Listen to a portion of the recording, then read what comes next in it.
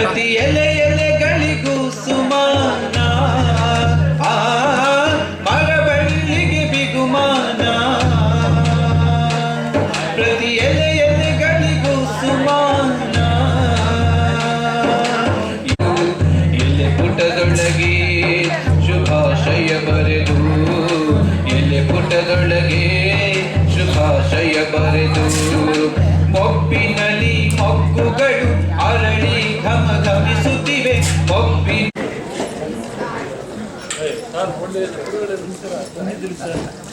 ನಮಸ್ತೆ. ಎಲ್ಲರೂ ಏನು ಸರ್ ಹೇಗಿದ್ದೀರಿ? Thank you.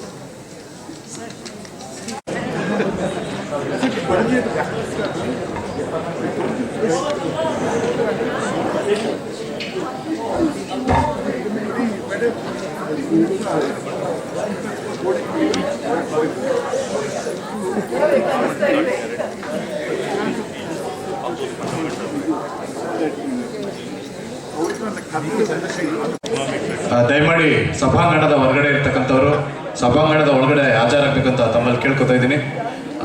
ಸರಿ ಸರ್, ಡೋರ್ ಕ್ಲೋಸ್ ಮಾಡ್ಬಿಟ್ರಪ್ಪ. ಅತಿಥಿಗಳು ಅಥವಾ ವಿದ್ಯಾರ್ಥಿಗಳು, ಸಂಶೋಧಕರು ಎಲ್ಲ ಸಭಾಂಗಣದ ಒಳಗಡೆ ಹಾಜರಾಗಬೇಕು ಅಂತ ಕೇಳ್ಕೊತೀನಿ.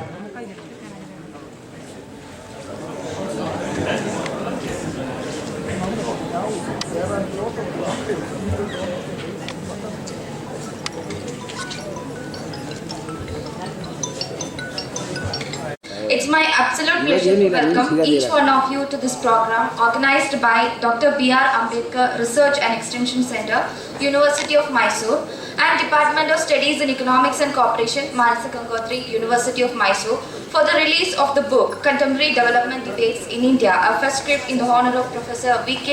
Natraj, and a special lecture on a set of constitutionally guaranteed fundamental economic rights.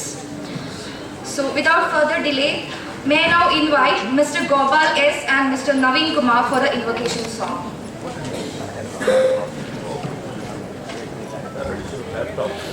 ವೇದಿಕೆ ಮೇಲೆ ಆಸೀನರಾಗಿರ್ತಕ್ಕಂಥ ಎಲ್ಲ ಅತಿಥಿ ಗಣ್ಯರಿಗೆ ನಮಸ್ಕಾರ ತಿಳಿಸ್ತಾ ಈ ಭಗವದ್ಗೀತೆಯನ್ನು ಪ್ರಸ್ತುತಪಡಿಸ್ತೀನಿ.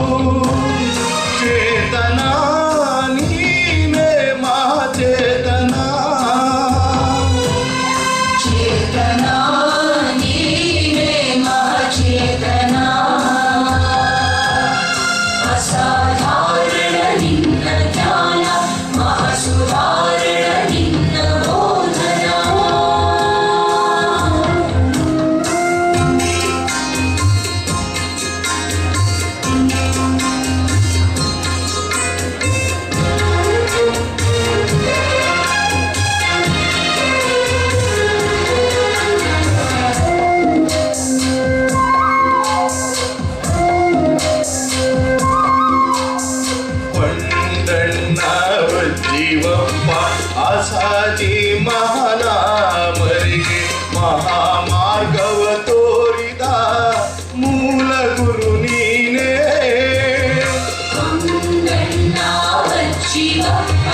ಆಸಾದಿ ಮಹಾನಾಮರಿಗೆ ಮಹಾಮಾರ್ಗವ ತೋರಿದ ಮೂಲ ಗುರು ನೀನೇ.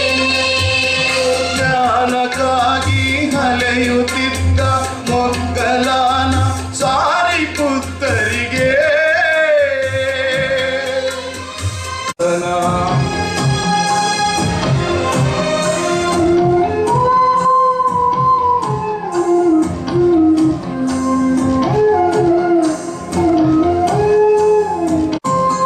ಸಗನಿ ಸಗನಿ ಮಪನಿ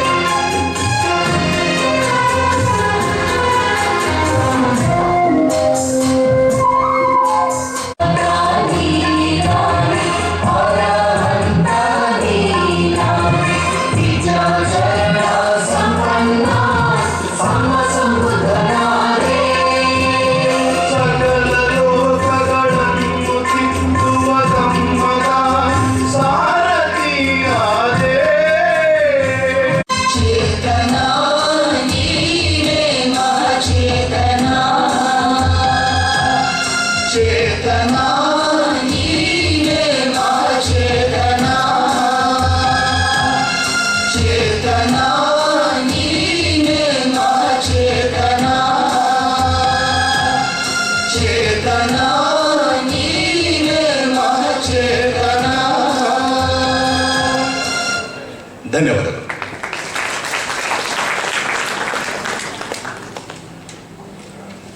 Thank you, sir. As we commence today's program, I invite Professor J. Somshekar, sir, Dr. B.R. Ambedkar Studies Research and Extension Center, Manasa Gangotri, University of Mysore, to deliver the welcome address. Over to you, sir. Thank you. Friends, today it's an important day for us, particularly the admirers of Professor V.K. Natraj, who created his own space in the field of higher education in general and specifically in this university. I must recall Professor V.K. Natraj's journey in this university as a teacher, as an administrator, moreover, who always thought, fought, and gave the younger generation the intellectual strength and boosted the conviction to make the career of building the intellectual atmosphere in a caste-ridden society. He always visualized his economic perception with inclusiveness. I had the occasion to work with him, to share my thoughts, and it is he who always wanted this center particularly to talk more and to work on the inclusive character of this society. It's a great plus, particularly for us, because on many occasions, Professor V.K. Natraj used to lend his moral support for us. And when his family members wanted to have this program in the center, we thought that it is our obligation to be with them, to make all his colleagues, his students, his bureaucrats friends, to spend at least half a day in his memory, thereby to honor the legacy of Professor V.K. Natraj. And this was in our mind when his daughter Namrata came along with Ganesh Prasad to design this program. We all were very clear because Professor V.K. Natraj was himself the guiding spirit of all of us. I must again recall here, Professor V.K. Natraj was very near to us in all the activities that we performed.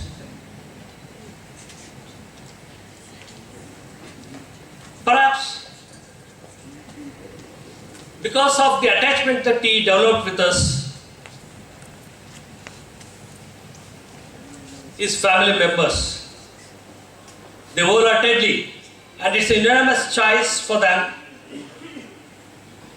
to institute Prof. V.K. Natraj Endowment Lecture in this center.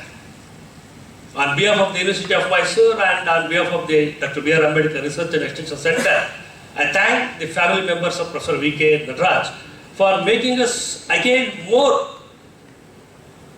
responsible and responsive towards the legacy of Prof. V.K. Natraj in the coming days.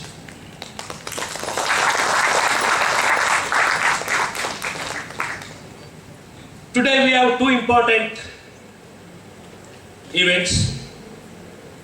One is the endowment being instituted in the center, and equally important is,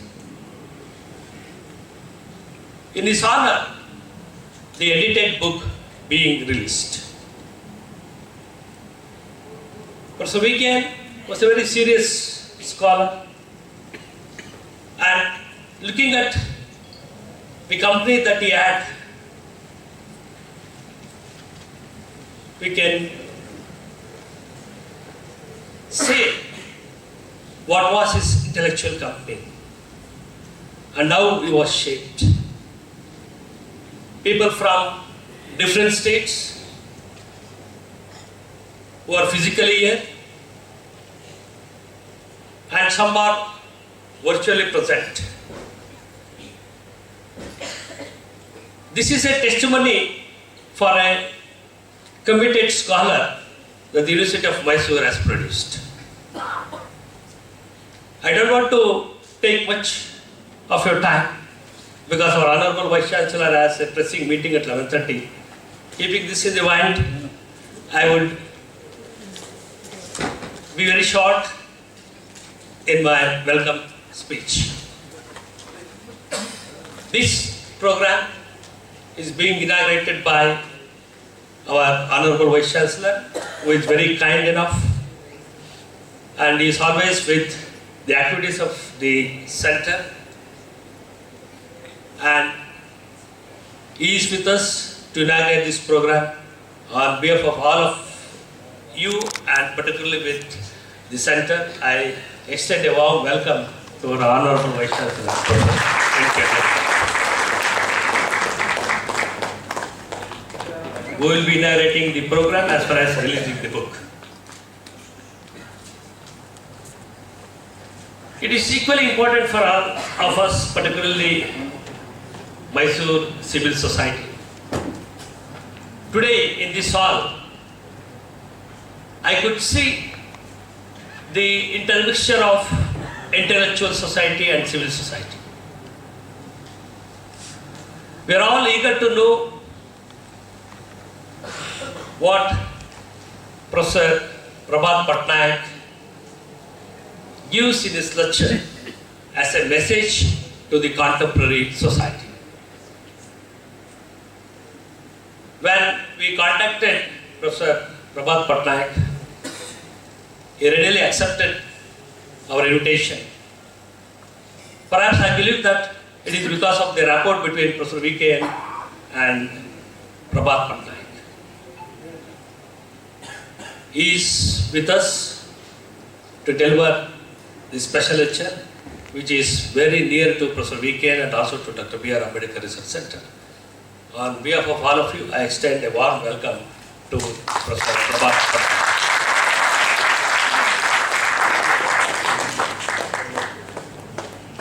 We have his former colleague, Professor Natraj, who will be throwing light on Weekend's book. I extend a warm welcome to Professor Natraj.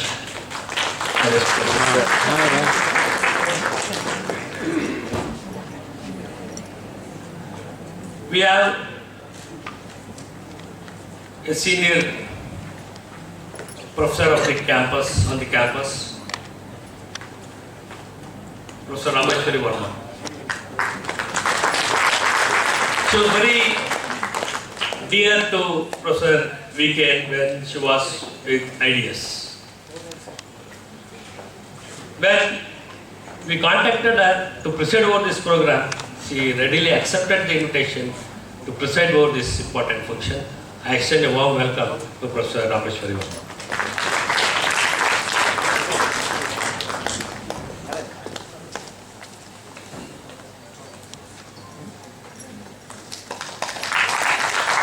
This program is being organized with the coordinator and the chairperson.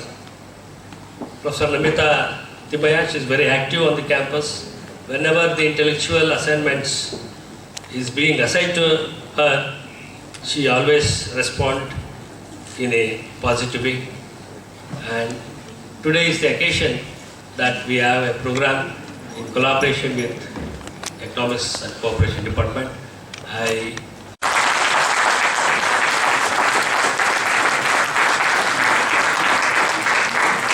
We have on the dais Professor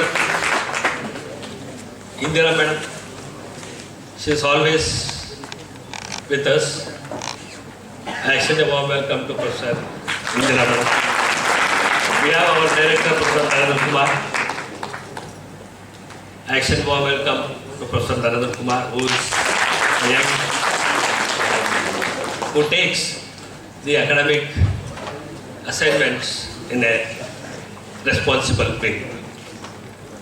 Today, we have former Vice Chancellors with us, Professor P. Venkatramaya, Professor Indumati.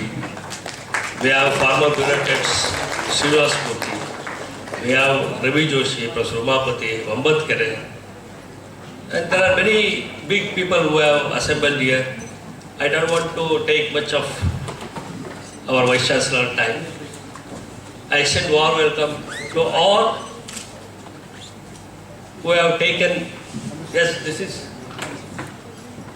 is the program being arranged in the name of Prof. Natraj, who always wanted to do something to the society, something to the higher education field.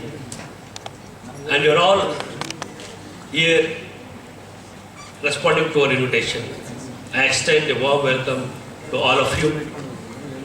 And we have a very important person here, Professor B.K. Chandrasekhar.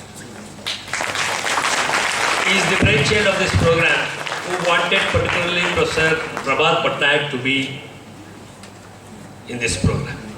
I extend a warm welcome to Professor B.K. Chandrasekhar, who has taken pain to travel from Bangalore to Mysore despite of his health condition.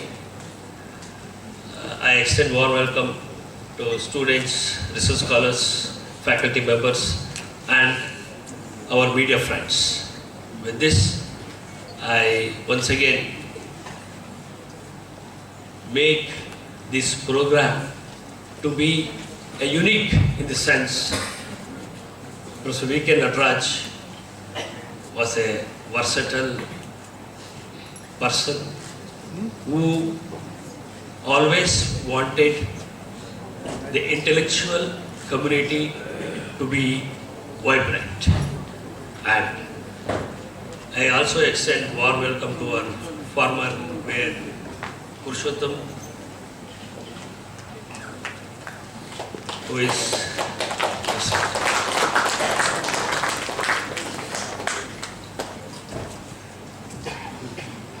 I take this as a strength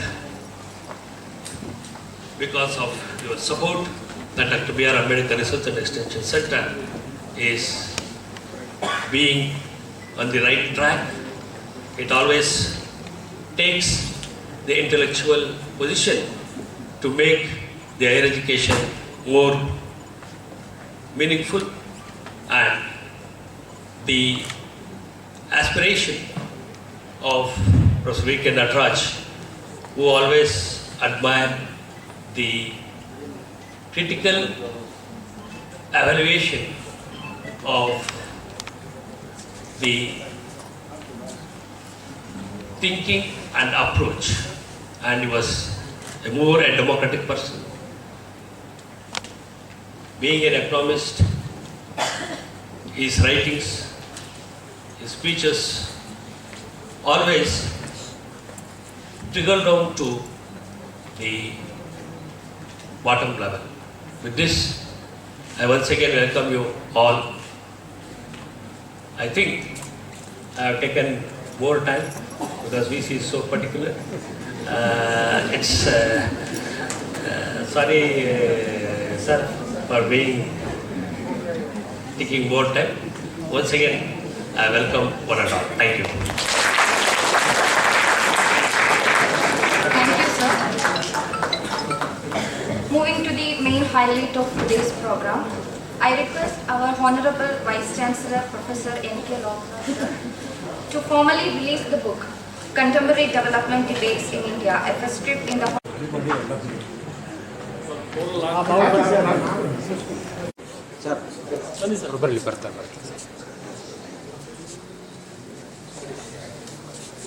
ಧನ್ಯವಾದ.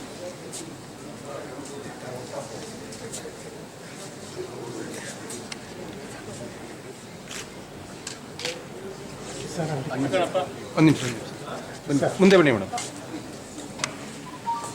Camera ಹಿಂದೆ ತೆಗಿಲ್ಲ ಯಾರು.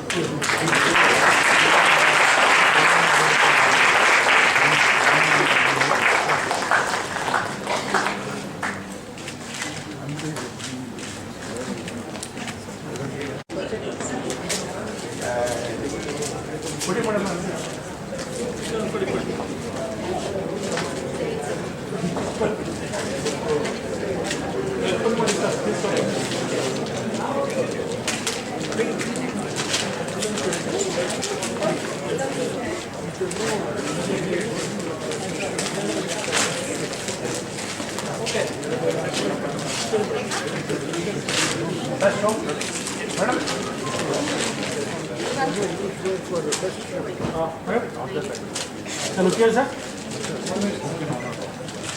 Second, madam.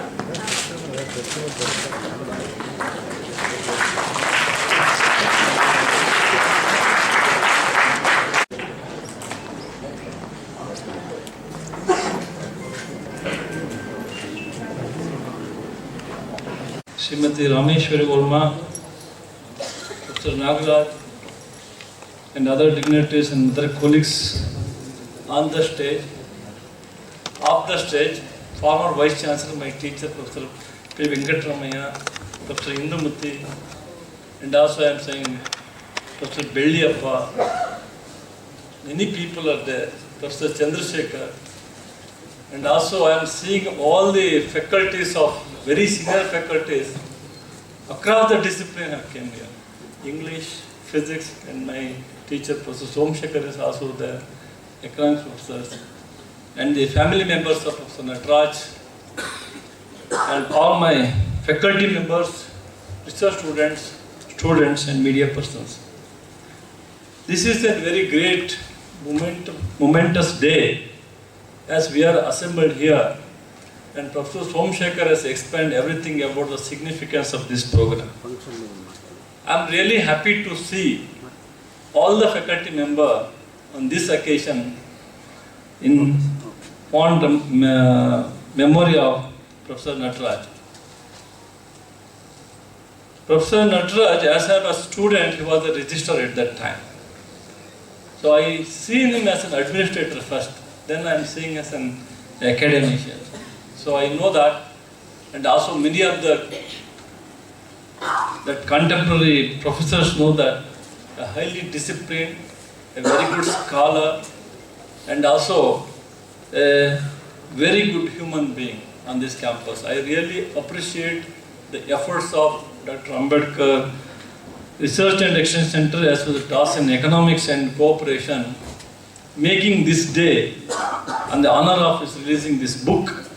I am very happy to be part of this program. As Professor Prof Patnaik will speak more about the book, I will not speak about this.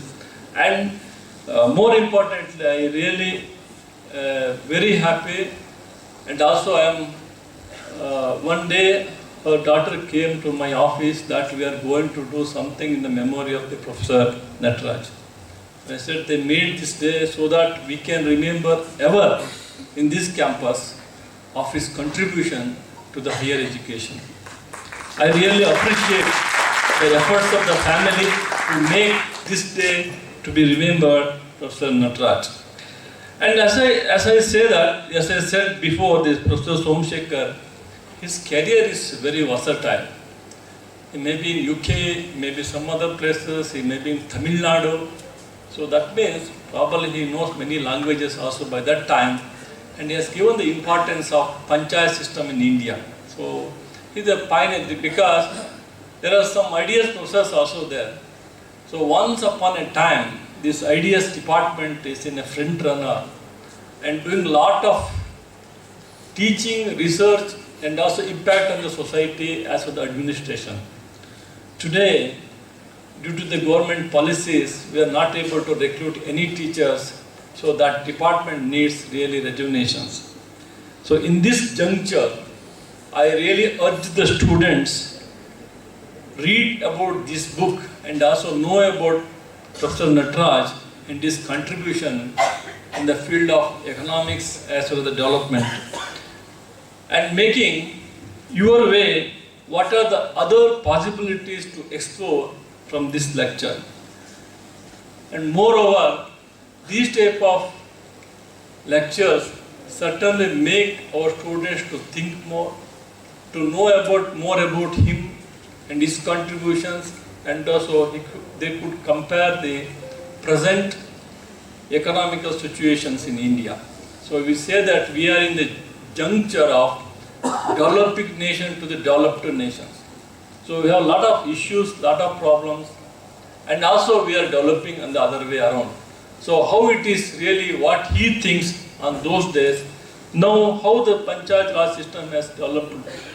Nowadays, you should compare and make some note on this fundamental economic rights. So on behalf of university, I give a full support to this Ambedkar Center to run this program successfully every year without fail. And also, you should make, Professor Narendra Kumar, Professor Somsekhar is here, make one day fix on this. Don't make the day whenever you want. I urge this day, that means today the date of can take 22nd, 23rd or 18, 19, doesn't make one day that we can attract lecture will be arranged on this day, so that everyone should remember on that day and should come. You need not to give invitation. That way, I always urge all the faculty as well as the departments, make this stuff, memorial lecture should be made on particular day. Maybe he become registrar, or maybe his birthday, or maybe his contribution day, or whatever he releases the book, something, make that date, and so that we will be remember him forever. And definitely, being a very good human being and academicians, we all remember him. But the new generation should know that these type of professors were there in the department, in the campus, and at least we may not go to the level of him, but at least we should go with him, at least to know about him. That way, make the date, so that every year should compulsory make this, and also invite all the senior professors, senior administrators, senior politicians to make this day a very important day in the life of Professor Natraj. With these words, I do not take much time. because I have been today assigned and the program has to be started by 11 a.m. It was delayed. Now I have to leave because 11:30 we have some important meeting with the officials of the Karnataka government about some important issues.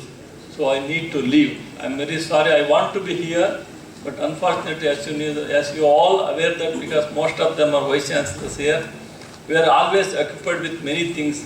So one person cannot do multitasking. So it is very difficult for us to sit for a long time. I am one of the follower of Professor Natraj. I am very proudly say that. The way he dresses, the way he speaks. I still remember when he was the registrar, I went to him and see that how he reacts. Really such type of administrator, academic leaders required for this country, for this campus to lead. I really remember him in a very great manner. Thank you very much. And Jai Hind, Jai Karnataka.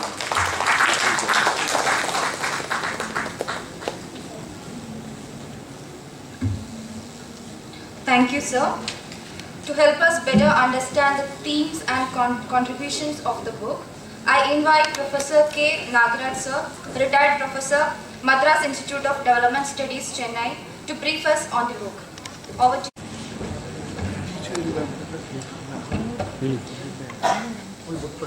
Thank you very much for giving me this opportunity.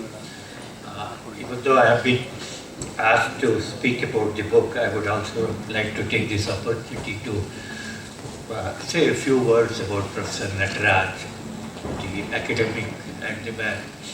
Okay, and I got to know Professor Natraj quite closely as an academic as well as a person in MITS. I was working in MITS and at a very critical juncture in MITS, in fact, he joined as a director. We were looking for a director, and because of the problems that the institute had faced at that time, the governing body decided that they should take the opinion of the faculty, right, about who to get, what type of person. So they called the meeting, and it so happened, I'm taking a few minutes on this issue. It so happened that one of my colleagues, Professor Radhakrishna, knew that Professor Natraj had just retired from Mysore University at that time, and he suggested his name. And then Professor C.T. Kurian was the founding director of MITS. In fact, he knew that I knew Natraj, you know. So he asked me my opinion. But I knew Natraj only as an academic and as a person, but I didn't know him as an administrator. So I told them, look, I know him very well. He's a very good academic. He's a very fine person. But given the problems that we face in MITS, okay, I don't know whether he'll be able to handle MITS. MITS is a difficult place to handle sometimes, whether he'll be able to handle MITS. And luckily for us, in fact, one of the governing body members was a person called Vasanti Devi. She passed away last year. She was the Vice Chancellor of Manonmaniam Sundarnath University. And she asked me, what was he there? So I said, among other things, he was also the registrar of Mysore University. So she said, look, in fact, you were the registrar at that time. It was the largest university in South India. Okay? And he was a registrar and he handled it. And you think that he can't handle MITS. So a decision was taken at that time to invite Natraj to MITS. And it was an excellent choice at that stage. In fact, his contributions to MITS were immense. In fact, basically that on the one hand, MITS had an academic ethos, positive sides to it, and he continued with that in terms of, say, giving every faculty member complete freedom in terms of what they want to work on, what type of perspectives they would adapt, what type of methodology they would adapt. So that was one. Secondly, MIDS also had the history of encouraging youngsters, take youngsters and then encourage them to grow in the institution. And Natraj did this wonderfully, wonderfully. He hired a number of youngsters, provided them the ambience to work on the projects that they were interested in. And the consequence of all this is that the academic activity in the institute increased a great deal. In fact, I still remember Natraj telling me at that time, when I told him that, look, in fact, we have these problems in the institute. He said, yes, I have worked in so many institutions. Every institution would have these problems. But the only antidote to all this is to keep up the academic activity and increase it. So the academic activity increased many-fold. He got a large number of projects. He was very widely connected, and he would organize seminars every now and then. One of the seminars being on caste census, which was organized in Mysore here, and in fact, even the Registrar General of India attended the conference. So we organized some very good conferences, and we had seminars almost every day in the institute. Someone or other would be there, and there would be a seminar almost every day. So, but then, contrary to what I had thought earlier, he also proved to be an excellent administrator. In fact, apart from dealing with the problems that we had faced, in fact, one of the things he did was, MIDS at that time was a very poor institute. In fact, our founding director, Professor C.T. Kurian, was a good Christian, and his ethos of Spartan lifestyle, disciplined lifestyle, had also rubbed off on the institute to some extent. So our infrastructure was very, very poor. In fact, when Natraj joined, the whole institute had 2 desktop computers, which were shared among all the faculty and the students. And Natraj, in fact, saw that and saw the need for infrastructural development, and again used his contacts.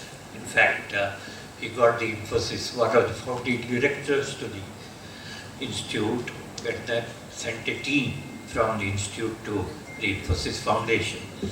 And they gave us one of the best computer facilities any of the ICSSR institutes in this country had. Okay. So built up the infrastructure. His contributions to MIDS, people perhaps don't know, that's why I thought I would take a few minutes to tell you how grateful we are at the MIDS for his contribution to the institute. Now, I'll just take a few minutes about what I think is its academic contributions. It's a very, very wide-ranging one, particularly in development studies. But for me, at least, his major contributions, his abiding interests were in 2 very important fields. One is inclusive development, particularly in terms of reservation issues, and secondly, in terms of decentralization. Decentralization in this country, from center to the state and further down to the panchayats. I think his contributions there were, really remarkable. And what was also very interesting was that even though he was trained as an economist, when he studied the developmental issues, his perspective was very broad, very expansive. In fact, one of the things you always used to say was, in fact, unless you bring in the aspect of politics, a larger issue of politics, I think your analysis will remain sterile, and you have to have a much wider perspective. In fact, I think his interest in this larger perspective continued even after his retirement from academic life. In fact, I think he was part of a group here, the India Polity, and I think he had organized just 2 years ago Yes, very good seminar again on the aspects of delimitation, and in fact, again, very nuanced and excellent seminar. In fact, that was the last time I saw Prof. Natraj. I came here for the seminar, and he had this expansive framework for this work. But at the same time, what was also very striking about Professor Natraj for us was that he was extremely rooted. He was very rooted. He was not an armchair development studies person. He was not a ivory tower person. He was very much interested in policy issues and implementation of whatever he had studied in terms of day-to-day policies. It was clear, in fact, in terms of his involvement in, say, in reservation. In fact, later on I came to know that he was so involved in that Havanur committee, he even did the proofreading. When there was no funds available, he did the proofreading of the final report. He was also in the committee, Nayak, committee on decentralization. He wanted the research to be effective on ground. He was very much part of it. In fact, I gave all this background basically to say that the book, in fact, I think is a fitting contribution to Natraj the man as well as Natraj the academic. I'll just take a few minutes to deal with that. In fact, for Natraj the man, in some sense, in fact, that's a very fine essay. It comes almost at the end of this one by Mridula Uday, who happens to be his niece. Okay, his niece, and she's also a retired professor at University of California. And she writes a very, very perceptive and very fond piece on Natraj as well as how he was a defining influence on her career, on her whole life. In fact, some of the points she makes are very, very interesting. In fact, she points out to that again. As I pointed out, he was very committed to some of our constitutional values, like egalitarianism and secularism, egalitarianism. These were values he had very dear. But at the same time, he also had this public spiritedness, public purposeness in his work, in his life.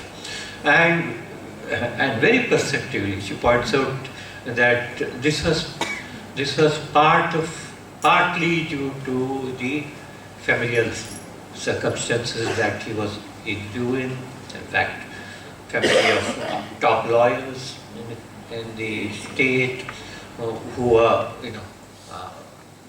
were very about the constitution, and family of top lawyers and social workers, teachers, okay, that molded his viewpoint. But he also points out that it was the times. Okay? Immediately after independence, nation building was a major point with all these. Okay, so she points out about the larger context in which Natraj gained these values, or in fact his values became very important in these. Okay, and Joseph, he's there. In fact, he also talks about him as a person as well as an academic. Then there are a whole lot of pieces, in fact, in the book, which are about inclusive development, which again a subject which is very close to Natraj's heart. In fact, Professor Mahendra Dev has written a piece on poverty in India.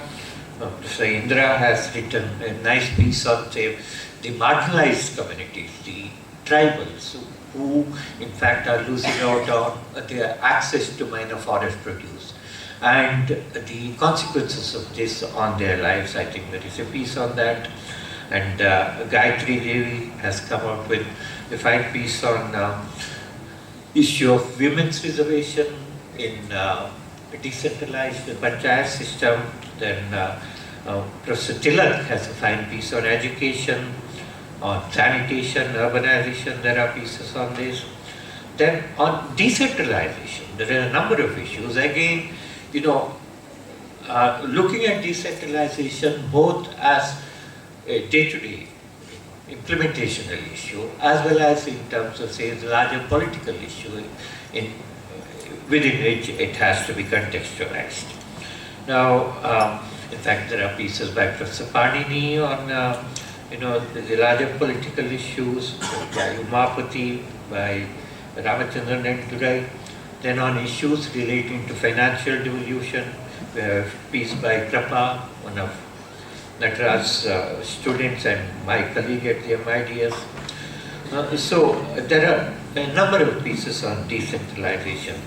And on the larger context, in fact, James Maynard has a fine piece. James Maynard, who in fact was a close friend of Natraj and used to come very often to meet him. The larger political context in terms of dealing with all the developmental issues, both old and new, I think he's written a very fine piece. So on the whole, I will not get into greater details about the book. On the whole, I think it's a very fine contribution to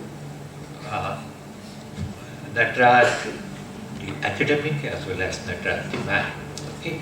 And we should all thank Professor Abdul Aziz as well as Professor Gayatri for putting it all together and bringing it out in time for this particular function. Okay?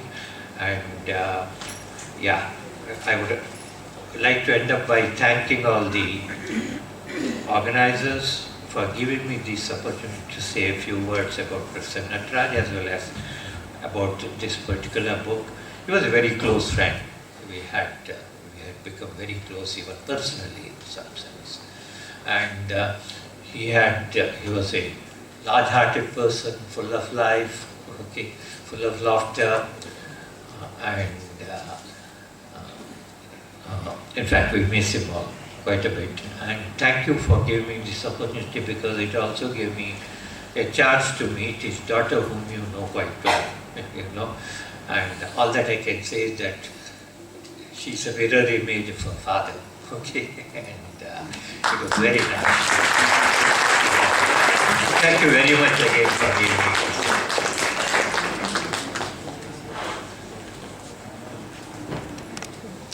Thank you, sir.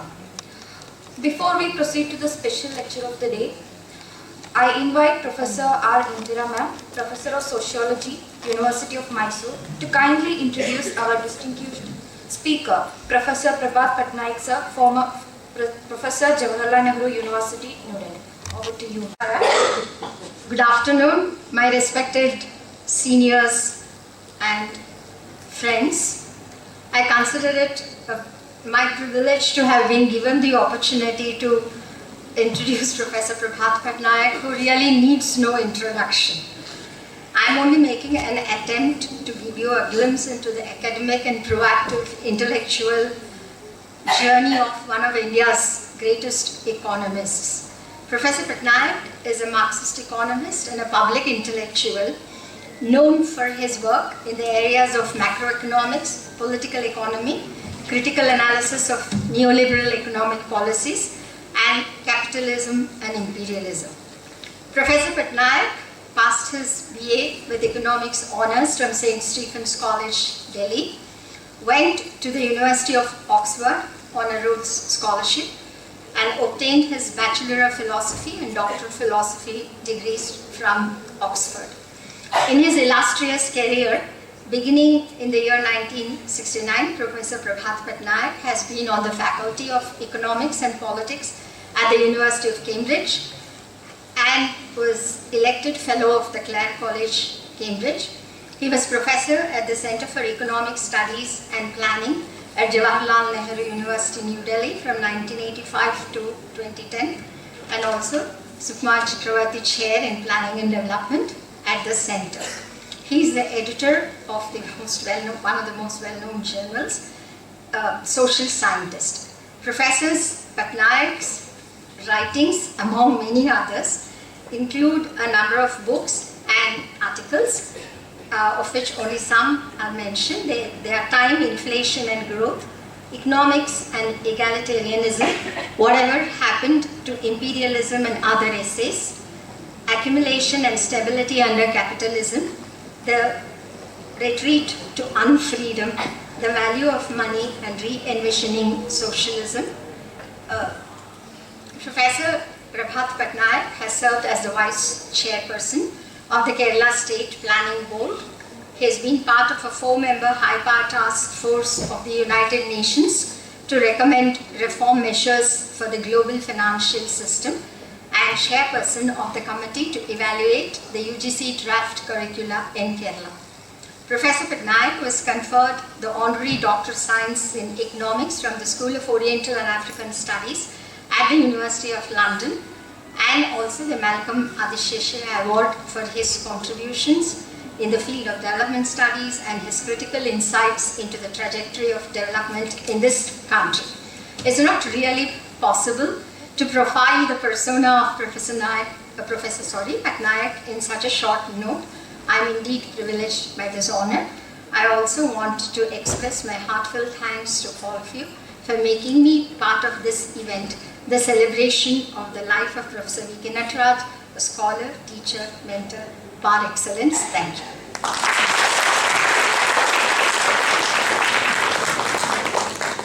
Thank you, ma'am. It is with great pleasure that I invite Professor Prabhat Patnaik sir, Professor Jawaharlal Nehru University, New Delhi, to deliver a special lecture on a set of constitutionally guaranteed fundamental economic rights. Over to you, sir. Namrata Natraj, assembled distinguished professors on the dais, friends, colleagues, students, academics. It's a privilege for me to have been asked to deliver this lecture and to be part of this event celebrating the life and contributions of Professor V.K. Natraj. I knew V.K. Natraj when I was a student at Oxford. We had a common friend, my very dear friend V.K. Chandrasekhar, who is here. Professor Natraj was that time, he had left Oxford. He was in Yorkshire, staying close to his supervisor, A.H. Hanson, who was a very distinguished economist and wrote on Indian planning and public enterprises. But he would visit Oxford from time to time to visit his friend V.K. Chandrasekhar, who was also my friend. So that's how I met Professor Natraj. Always well dressed, always well mannered, always well spoken, extraordinarily decent. He was a person one took an instant liking to. This liking, of course, developed further when my wife and I came to Mysore at his invitation for the 10th anniversary of the Institute of Development Studies. There was a seminar organized, a large-scale and an excellent seminar where I met Professor Rameshwari for the first time. Her brother, the very well-known economist, Professor Brahmananda, was there. So it was a remarkable seminar, and Professor Natraj and his wife Lalita were the moving spirits behind it. So then I would meet him from time to time. The last time I met him was at Malcolm Adisheshaya Award function. We had tea together, and of course it was a friendship which I cherish to this day. He was really an outstanding person. He was, as Nagaraj said, he was an excellent academic, and of course a person who really built several institutions. The topic I have chosen to speak on is for a set of constitutionally guaranteed economic rights. There can be very little debate on the question that inequality in India has increased dramatically in the period of neoliberal economic regime. At the time of independence, the top 1% of the population had about 12% of the total national income. This is according to the World Inequality Database. This 12% had actually come down to about 6% by 1982. But after that, it has increased, and what is more, it is today, meaning by 2022-23, in excess of 23%, which is the highest it has been over the last 1 century. The level of inequality, income inequality in India today is the highest it has ever been in the course of the last 1 century. Wealth inequality, which is always somewhat greater than income inequality, is such that the top 1% of India's population today controls 40% of the total wealth of the country, according to, again, the World Inequality Database. Other sources put it at even above 40%, but let's take 40% as the figure. Now, this is a remarkably high figure, and what is more, India is probably today one of the most unequal economies in the world. Now, in the face of this, obviously this kind of inequality is inimical to democracy. It is inimical to any civilized society. In the light of this, people have made several suggestions. There is one view which of course says that this inequality has arisen because we don't have sufficient growth, and with growth there would be a reduction in inequality. Now that is completely wrong to my mind, because this inequality in the more recent period has been accompanied by a comparatively high rate of GDP growth according to the estimates made by the government itself. These estimates are questionable. But nonetheless, let us accept that India has been growing at a rapid pace, and the inequality we find, the increase in inequality, is an accompaniment of this rapid growth. It's not very surprising why greater inequality should accompany rapid growth, because if you have rapid growth, you also have a rapid rate of technological change, which means a high rate of growth of labor productivity. If you have a high rate of growth of labor productivity, it tends to keep down the rate of growth of employment. And if the rate of growth of employment is below the rate of growth of the workforce, then the labor reserves, the unemployed, underemployed mass relative to the total working population, tends to increase rather than decrease. Now, if that happens, then the real wages do not increase, and since labor productivity is rising when the real wages do not increase, the share of economic surplus in total output rises, and therefore the income inequality rises. So it is perfectly understandable that a high rate of growth is accompanied by rising income inequality. It is not just an increase in income inequality which should be worrying us, but actually a rise in the relative magnitude of absolute poverty. Now this, I know, is something which is really quite remarkable, because the typical thing, if you look at newspapers and so on, is that poverty in India is disappearing. The World Bank says that poverty in India is down to 5% and it's soon going to disappear, which I believe is completely wrong. The reason it is completely wrong is the following, that basically poverty was defined in 1973-74 when poverty studies began in India by the Planning Commission, which is an official body, to include all those who do not have access to 2100 calories per person per day in urban India. They would be considered poor.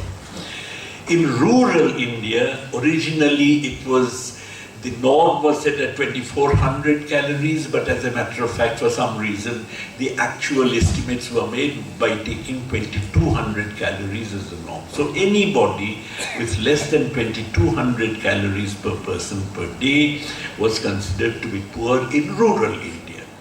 Now, if you look at the proportion of persons who have less than 2,100 calories per person per day in urban, less than 2,200 calories per person per day in rural India, as a proportion of the total population in these regions, then you find, on these particular parts, then you find that in 1993-94, which is roughly when neoliberal economic regime began, the urban poverty was about 57% and the rural poverty was about 58%.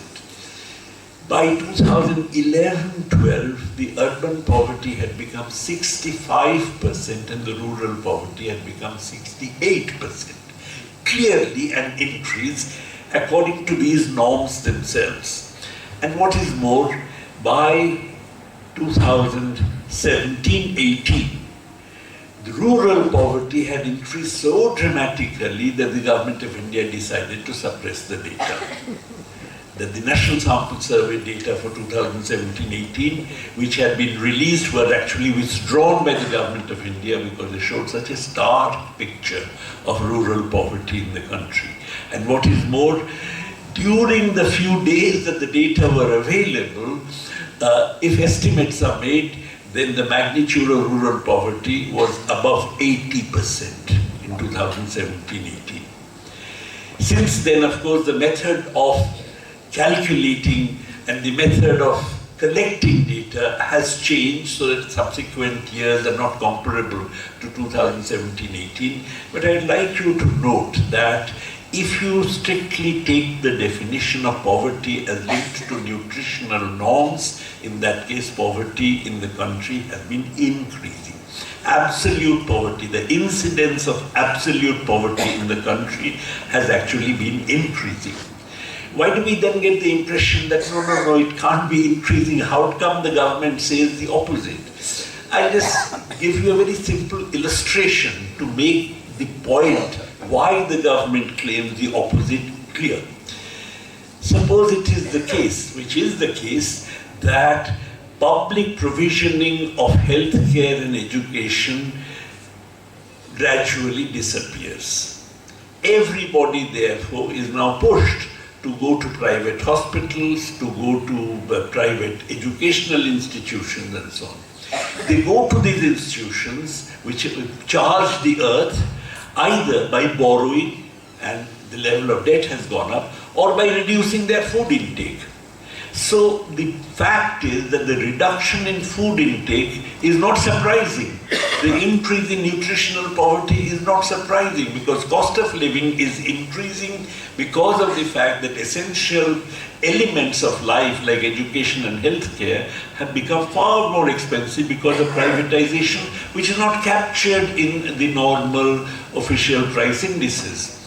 But if you say that, look at this man, he is going to a posh hospital and you call him poor.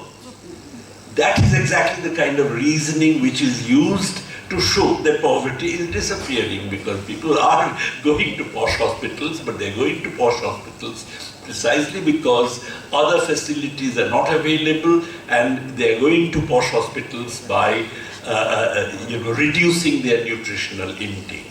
Because nutritional intake is something which is somewhat flexible. I mean, you don't immediately die if you reduce your food intake. And therefore, this is typically the kind of adjustment people make. And there can be no doubt that in nutritional terms, which was the original definition of poverty used by the Planning Commission of the country, there has been an increase in the incidence of absolute poverty. Now, in the face of this, various suggestions have been made by many sensitive economists.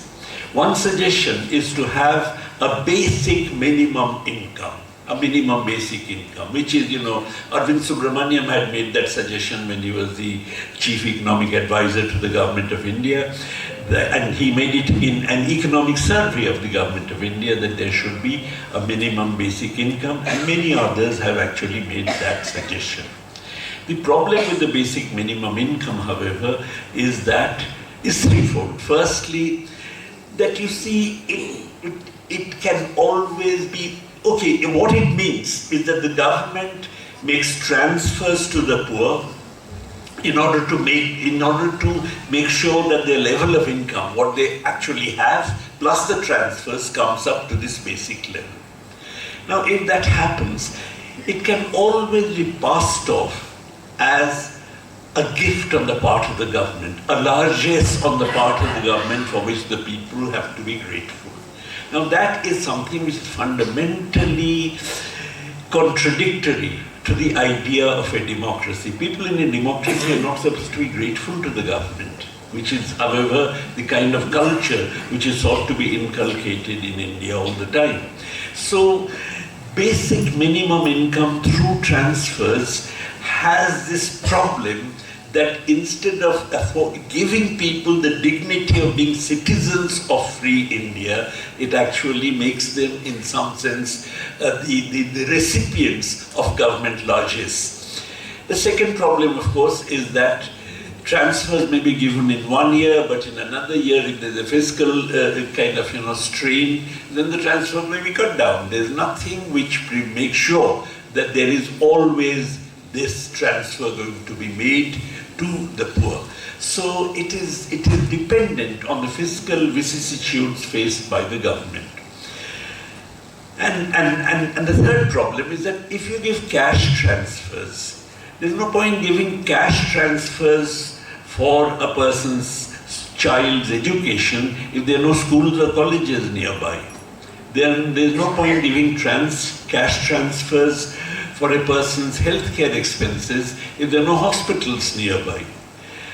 Therefore, it actually absolves the government of the responsibility of building up facilities like schools, colleges, hospitals and so on, to which people can go in order to avail all these facilities in order to make sure that they have access to all these essential services. So rather than basic minimum incomes, I think much more in line with the dignity of a citizen of free India is the institution of a set of fundamental economic rights. Now the point is that the Indian Constitution, of course, is a very remarkable document. It's based on the 1931 Karachi Congress resolution, which for the first time described or anticipated what free India is going to be, and there it put forward a number of basic principles which free India must respect, in which you have separation of the state from religion, that is having secularism as the core of the constitution. It had universal adult franchise, it had equality before law, irrespective of caste, gender, this, that and the other, and so on. And it also had a good economic deal for everybody, and this is something which was also stated by Jawaharlal Nehru in his introductory speech to the Constituent Assembly.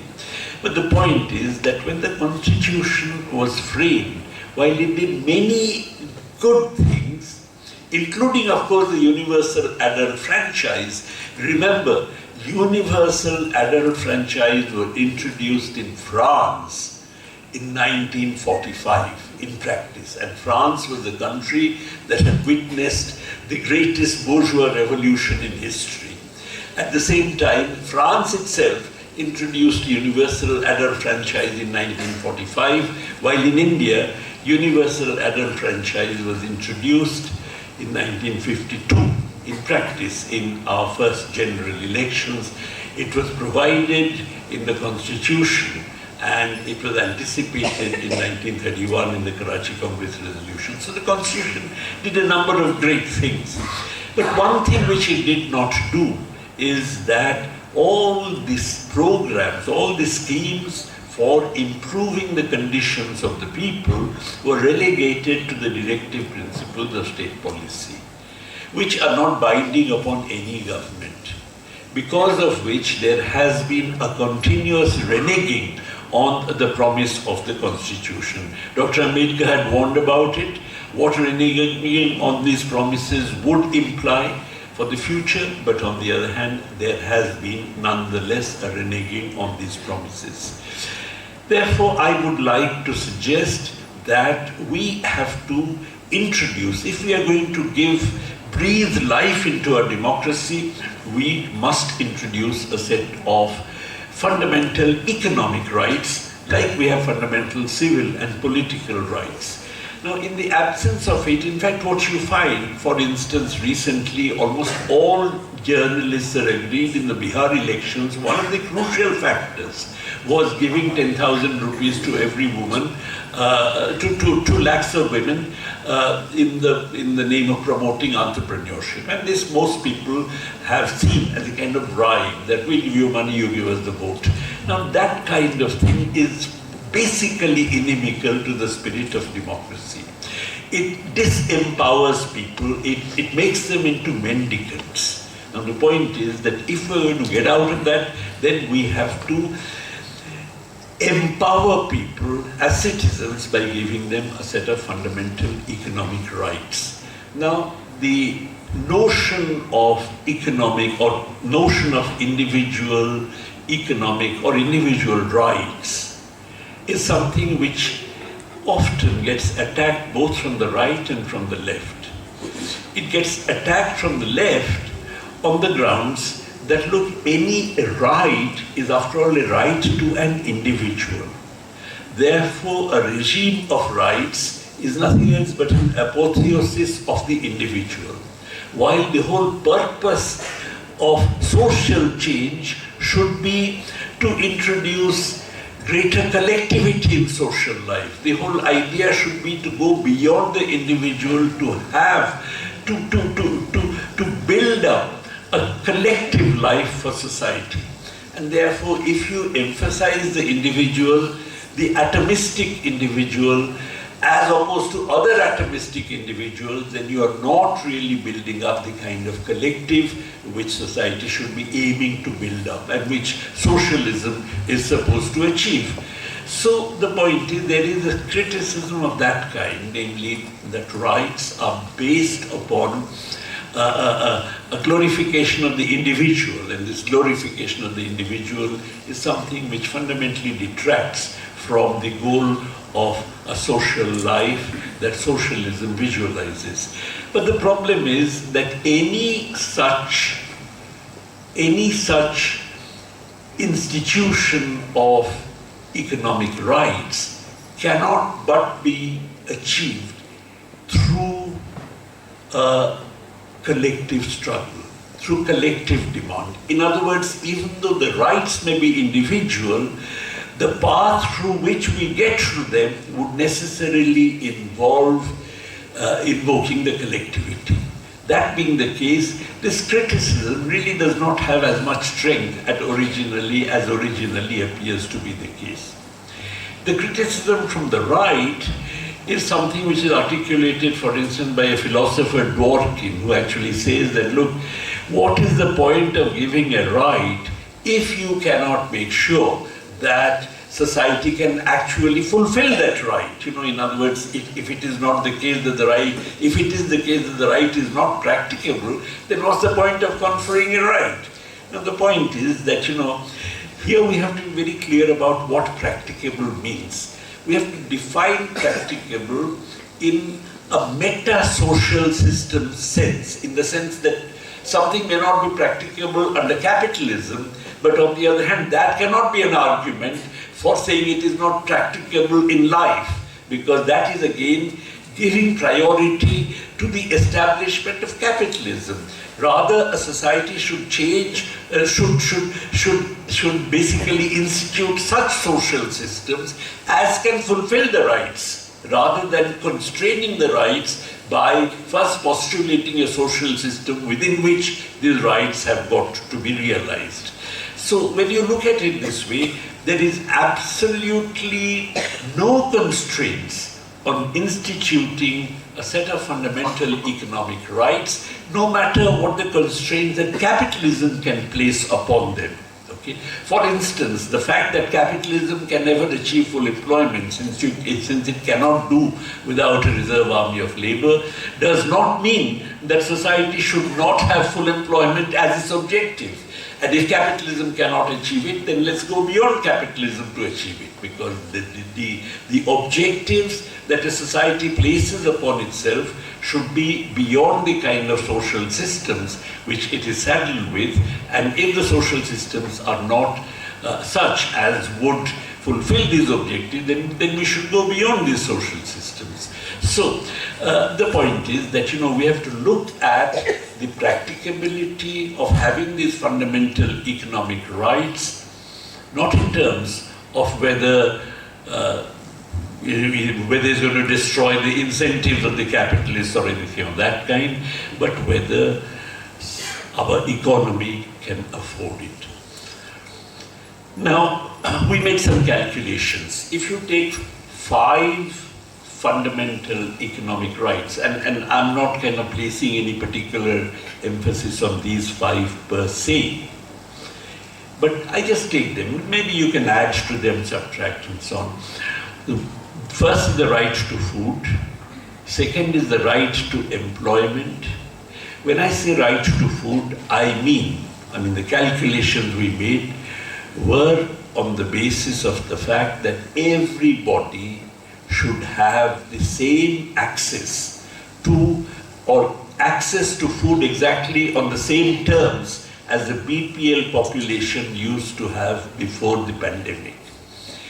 Secondly, the right to employment, failing which the person who is unemployed must be paid a full wage, not an unemployment allowance, but a full wage, which amounts to society accepting responsibility for the fact that if a person is unemployed, then that's not the fault of the person, it's the fault of the society that cannot find employment for him. The third is a right to free, universal, publicly provided health care through a national health service. The fourth, like you have in Britain or you have in the Scandinavian countries, or you used to have in the Soviet Union, the fourth is a right to free, publicly provided quality education. Our calculations are only up to providing education up to the higher secondary level. And the fifth is the right to a non-contributory old age living pension and disability benefits. Living is very important because at the moment we have all these pension schemes in which the central government pays 200 rupees per person per month as a pension amount, which is ridiculous. So we calculated on the basis of 3,000 rupees as the living pension. I'm sure even that is probably too low. 3,000 rupees and corresponding disability benefits. If non-contributory, those who already are in jobs, for instance, who actually are entitled to a pension, would drop out of it. So if you take these 5 fundamental economic rights, right to food, right to employment, right to healthcare, right to education, and right to a non-contributory pension and disability benefits, these 5 fundamental rights would cost, in addition to what is being spent in various ways under these heads, an additional 10% of the GDP. Okay. Now, in order to raise 10% of the GDP, in order to spend 10% of the GDP, the government does not have to raise 10% additional taxes, because you raise taxes, you spend, the spending then accrues as incomes to people. Some of those incomes come back to the government in the form of taxes. So in order to spend 10%, an extra 7% or so, or 6 2/3% or so of the GDP has to be raised in the form of new, fresh, additional taxes. Now these additional taxes can be raised, we calculated, by just imposing two taxes on the top 1% of the population. Top 1% of the population. One, of course, is a 2% wealth tax. Now, it is an utterly shocking fact that there is no wealth tax in the country. As I said, the top 1% of the population owns 40% of the country's total wealth, and it's shocking that there is absolutely no wealth tax in the country. And the second, again, on the top 1% of the population, the imposition of just a 1/3 inheritance tax. Now, this inheritance tax, again, it is utterly shocking that there is no inheritance tax in India. In all advanced capitalist countries, there is an inheritance tax, at least in the form of death duties. You see, the philosophy of capitalism, those who defend capitalism usually say that, look, why do the capitalists earn all these profits? Why are they rich? They earn all these profits and they're rich because they have some special talent. That's basically, whatever this talent is, different authors emphasize different talents, but because they have some special ability. Now, therefore, even the defenders of the capitalists say there's some special ability, in which case the children of the capitalists must display the same special ability before they get entitled to earning profits and to being rich. So, all capitalist countries have very high levels of inheritance tax. In Japan, for instance, death duty is 55%. That means if I die, then 100 rupees being my legacy, 55 rupees would be taken away by the state. In Britain is 40%, in the US is 40%. So you have, I'm not even suggesting such high levels of inheritance taxation. I'm just suggesting 1/3. And of course, I'm suggesting 1/3, not just when a person dies, but whenever any wealth is bequeathed to progeny or bequeathed to anybody, you must have 1/3 of it being taken away by the state. If you take these two taxes, then they are quite enough to finance a welfare state in India, which is a rights-based welfare state. So the question of shortage of resources is something which simply does not arise. So the kind of objections that philosophers like Dworkin raise against rights is something which is not applicable as long as we are looking not at the constraints placed by capitalism on the ability to institute rights, but the constraints placed by the availability of resources. We have enough resources. It is true, of course, that handing over money, of financing these rights simply by having enough money is not the problem. You have to have real resources.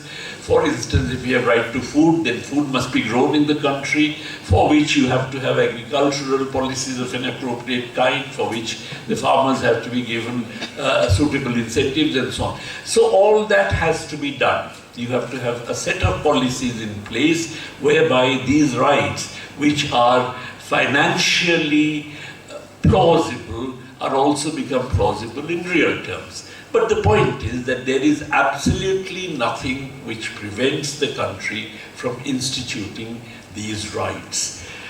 But on the other hand, this is something which we don't talk about. One of the reasons why the wealth tax, which used to be in India in the 50s and 60s, has been removed is that they say it's not administratively feasible, it earned very little revenue. Now let us, obviously, if it earns very little revenue, one should actually look at why it earns very little revenue and rectify the flaws that may have existed, which actually ensure why it earns so little revenue. But the wealth tax I'm suggesting is actually much lower than what is suggested, for instance, in the United States. Bernie Sanders had suggested a graduated wealth tax. He was a contender, as you know, for the presidency of the United States against against Biden. And he had suggested a graduated wealth tax, where even the minimum wealth tax he had suggested was higher than the one I am suggesting. Similarly, Elizabeth Warren was another contender against Biden in the presidential elections, had suggested a wealth tax where there were just two scales, but even the lower scale was something which is higher than what I have been suggesting. So, the point is that in other countries, people are talking about a wealth tax. There is no reason why we should not learn how they propose to introduce a wealth tax and learn from that in doing so ourselves. So there is no question of simply not imposing these taxes on the grounds that really we earn very little revenue. We have to earn more revenue if we are going to build a better society. So the point is that, that as I said, simply by taxing the top 1% of the population and taxing at rates which are extremely modest and moderate compared to what is being talked about in other countries, we would be able to introduce a welfare state in India, which is a rights-based welfare state. This, I have no doubts, is against the run of the current policy. Just the other day we have seen, for instance, that a rights-based program, which is the Mahatma Gandhi National Rural Employment Guarantee Scheme, has just been abandoned. Just been abandoned. There's all this talk about, no, they were giving 100 days and we are going to give 125 days. All that should not blind us to the fact that MGNREGS was a demand-based program. Any demand-based program confers a right upon the person demanding it. That, look, you give me so much of employment, and if you don't within a fortnight, in that case you'll have to compensate me. So it was a rights-based program. Any program that does away with the demand-based guarantee is one that does away with a right.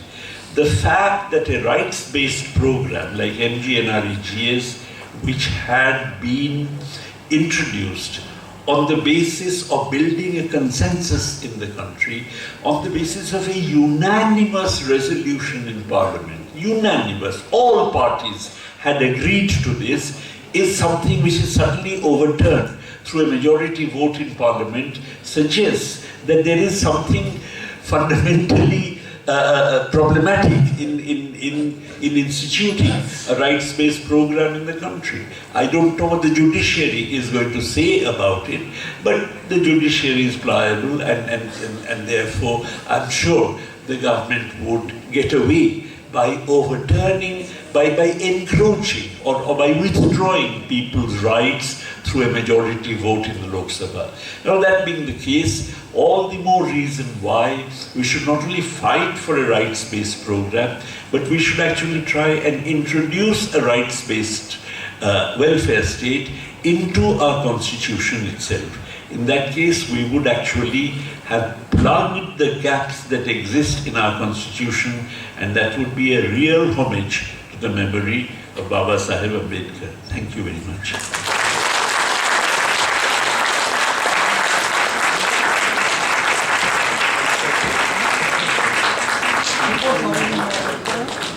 Thank you, sir. We will now have an interactive session with Professor Prabhat Patnaik, sir. I invite Professor Navida Timaya ma'am, Professor and Chairperson, Department of Studies in Economics and Cooperation, University of Mysore, to coordinate the session. Over to you, ma'am.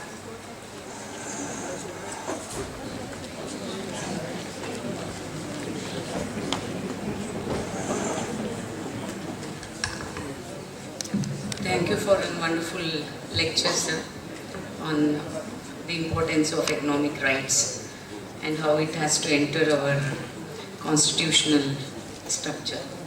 So now the session is open for discussion. So we will have 15 minutes time. So whoever has a question or any comment, I request each one of you to keep it short and to the point.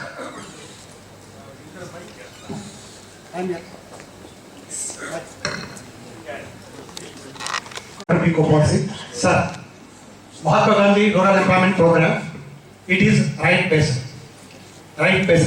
Mahatma Gandhi wrote and you said that it is going to be removed now.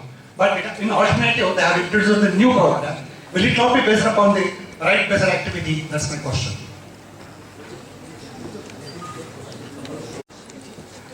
Sir, you talked about wealth tax, imposing the wealth tax to reduce inequalities and fund a program of public employment.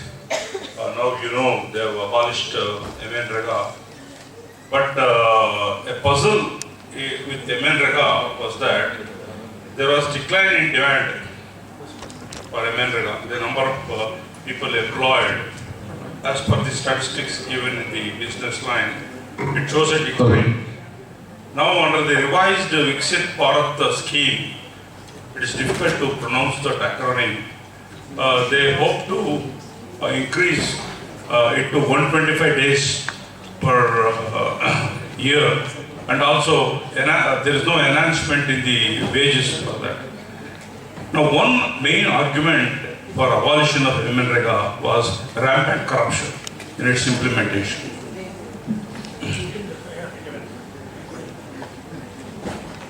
And since economy is diversifying, people were seeking employment in other relied areas. This is one thing. Another thing I want to mention is that Capitalism and Ideology, the recent book by Piketty. I have not read that, but I read summary.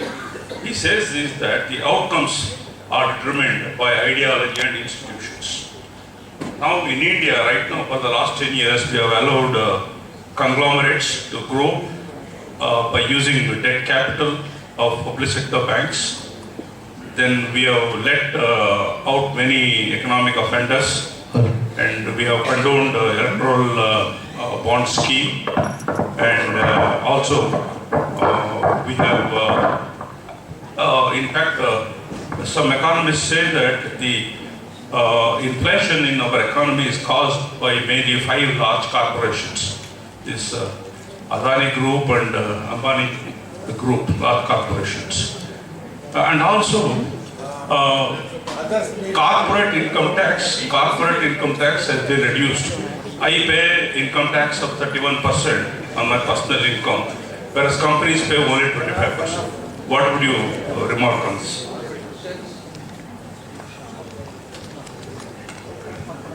Sir, you are all aware that the socio-economic indices of Kerala are far better than that of any other state in India. Since you are the Vice Chairman of the Planning Commission of the state, what institutional and policy measures that Kerala had taken which have made the socio-economic indices much better? Thank you.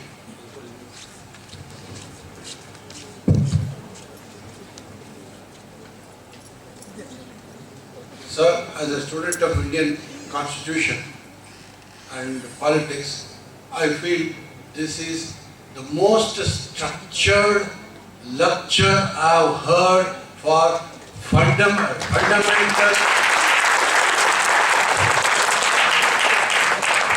economic fundamental rights, which are just in the cloud of directive principles, and your argument is to bring them down. Most structured. I say hats off to you, sir, number one.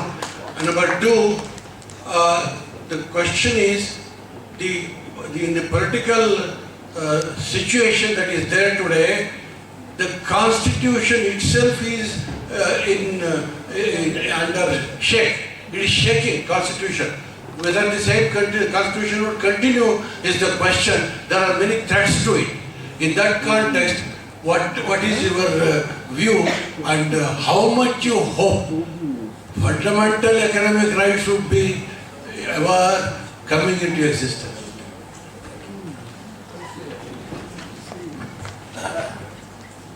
Professor Patnaik, I have one question for you. Thank you for the fantastic, thank you, Ravi Bhandari. Thank you for the fantastic lecture, greatly appreciated. You argued in a lot of your past work and articles that neoliberalism doesn't just get rid of the state, but it changes the nature of the state. And if the nature of the state has been changed so much to be conducive and instrumental for neoliberal purposes, then imposing a 1% tax, wealth tax, or an inheritance tax obviously will be fought with great resistance, both passively and actively. So how do we overcome that hurdle? And the other question I want to, or comment I'd ask you if you can speak on, is that so much of your work has been so innovative conceptually and theoretically within the Marxian discourse, the Marxian theoretical apparatus. Maybe you can speak a little bit about your work on imperialism and its relationship to capitalism and how that relates to India today, not as a legacy of the past, but current day imperialism and colonialism in the global south and in particular India. If you can comment, I think that would be really enlightening for a lot of the audience members as well.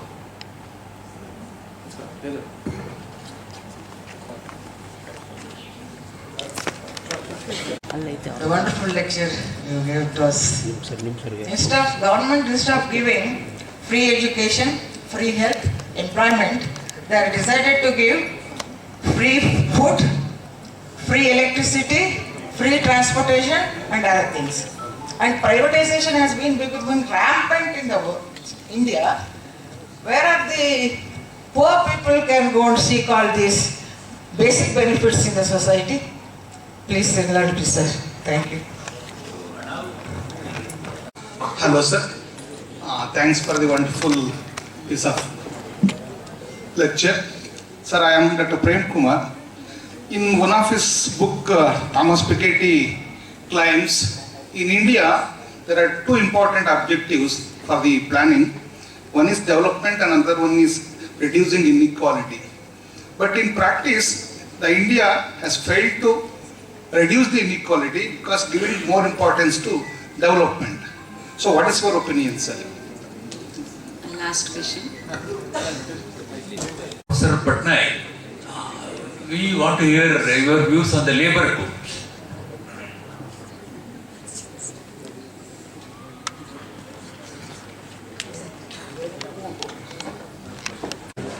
Thank you very much for those questions.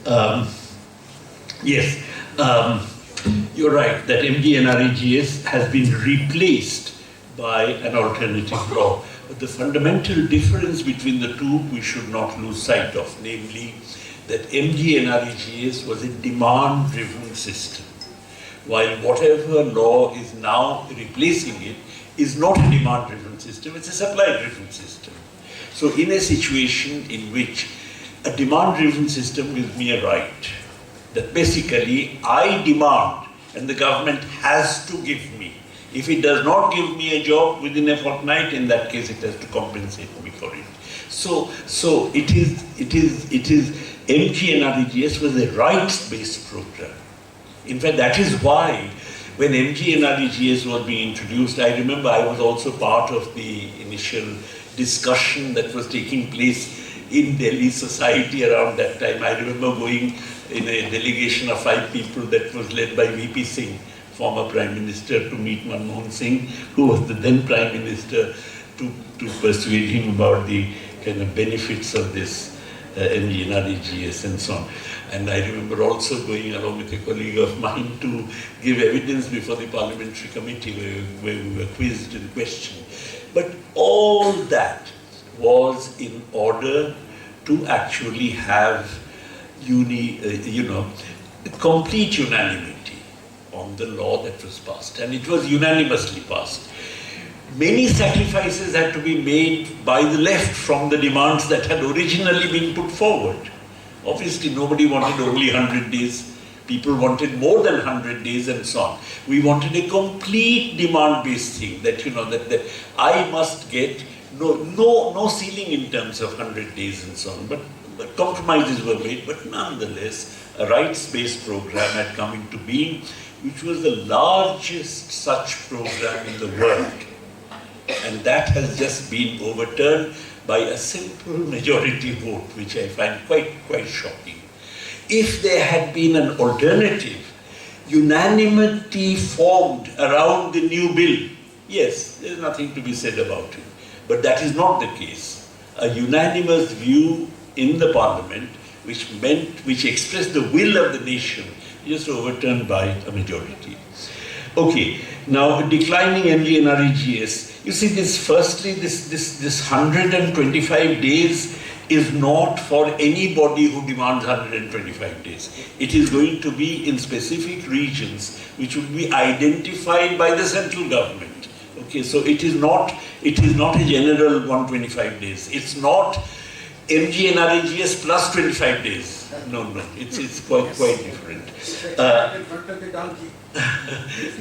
The other thing is declining MGNREGS. You see, this rampant corruption is really one of those things which is talked about, but one of the reasons why MGNREGS was being run down is because of the fact that the central government was not providing the funds. For instance, in West Bengal, there was no MGNREGS in the last 3 years. So obviously declining numbers are bound to be there. But it is something which does not indicate that there is no demand among the people for the MGNREGS. As a matter of fact, you would recollect that when the pandemic happened, and lots of people actually went from the towns to the villages, they were sustained by the MGNREGS. Suddenly the demand for MGNREGS went up enormously, and of course correspondingly the money that was allocated for it went up enormously, and from that there has been a decline naturally because people have come back to their places of work in towns, but on the other hand the decline in the number of days is nothing that it does not indicate a declining desire for MGNREGS. Yes, inflation caused by 5 corporations, corporate income tax reduced, yes. I think the reduction in the corporate income tax is an absurdity. As a matter of fact, you may remember when Biden was the president of the US, the Treasury Secretary, I think, was actually wanted a unanimity among the various countries of the world to have a minimum 25% rate of corporate taxation. Because capital goes from one country to another, if you don't have an agreement, then some country raises 25%, while some other country gives 15%, and capital would flow to the 15% country. So they wanted a universal agreement, but on the other hand, there was enough pressure from finance to prevent such an agreement. They agreed on 15%, which was lower than the tax rate prevailing in most countries anyway. So the point is that, I think the reduction in corporate income tax is completely uncalled for. By the way, as an economist, I believe that the level of corporate investment is determined by anticipated increase in demand, and if the anticipated increase in demand does not take place, then simply reducing the tax rates puts more resources in the hands of the corporates, but does not give rise to any additional investment. Okay, Kerala, what is underlying the Kerala story? I think that's a very complex and long question. I would really recommend you to have a look at some articles. In the Dresden Sen volume, there's an article by V.K. Ramachandran, who's currently the Vice Chairman of the Planning Board, on the reason for the success of Kerala. Obviously, the land reforms there played a role. You have, you have an egalitarian movement in Kerala, starting from the movement of the backward castes, the social emancipation movement, out of which the communist movement grew, because in Kerala people like A.K. Gopalan and others, Krishna Pillai, they were all associated with the temple entry movement. They came from temple entry movement to the communist movement. So while communism in Kerala was really an offshoot from the social emancipation movement, in Bengal it was different. It came from the terrorist tradition. Against, revolutionary terrorism. So there are very deep kind of, reasons for it, but I would suggest that, or you may call me another time, I'll come, and then okay, so then there is, the constitution is shaking. And this is also very similar to the question which was raised by Professor Ravi Bhandari, that neoliberalism has changed the nature of the state. Then how do we overcome that? In fact, while I'm asking for these constitutionally enshrined fundamental economic rights, I'm asking for a change in the nature of the state. Okay.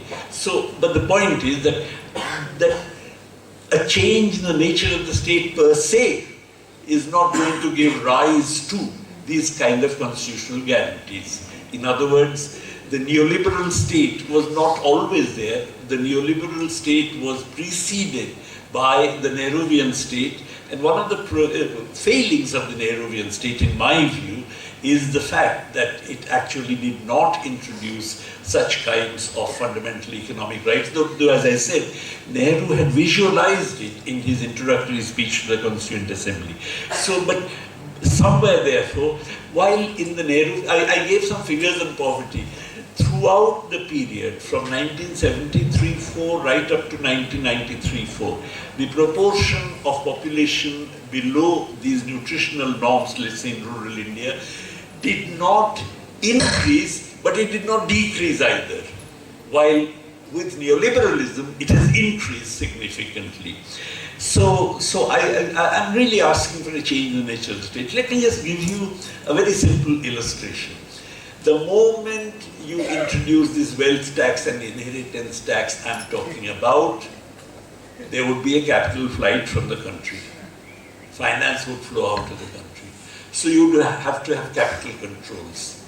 If you have capital controls, then capital is not going to move into the country. And if it doesn't move into the country, then you can't meet your trade deficit. So you'd have to have trade controls.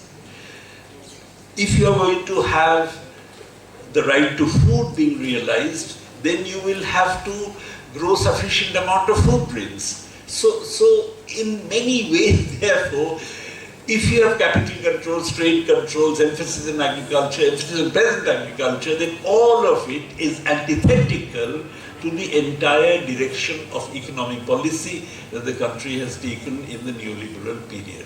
So we have to be prepared for that, and that links with the question of imperialism.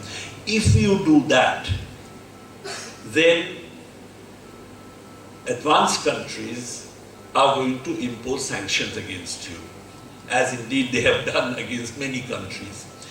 One good thing is that they have now imposed sanctions against so many countries that these countries can get together and therefore have trade amongst themselves.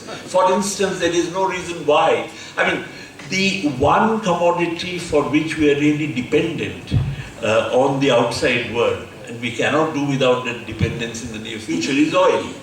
We can always get oil from Russia as well as Iran, as well as Venezuela, all of which are sanctioned countries producing oil.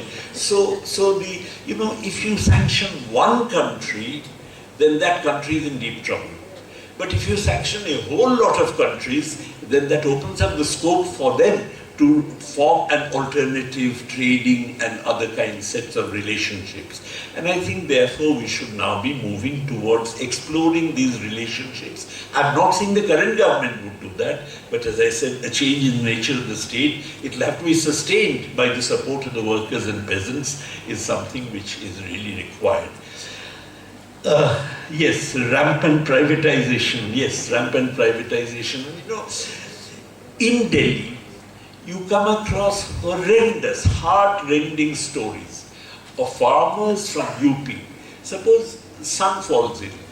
They bring the son to Delhi to, admit him into an expensive private hospital. Maybe 2 weeks, 3 weeks, the son is in the hospital, dies. At the end of it, however, they also don't have the money to pay the hospital bill, so they have to sell the land. So you have a situation, you lost your son, lost your land. Just incredible. Okay. Development. That we prioritize development over reducing inequality. To my mind, such development as does not reduce inequality is no development. So we actually prioritized a completely false notion of development. Okay, it may be in terms of GDP growth, but GDP growth is not development. Development must consist of improving the conditions of life of the common people. Okay, labor code, the point is that again, as I said, I mean, I'm completely opposed to the labor codes, but why and so on is something which, please invite me again and come here and we'll discuss it.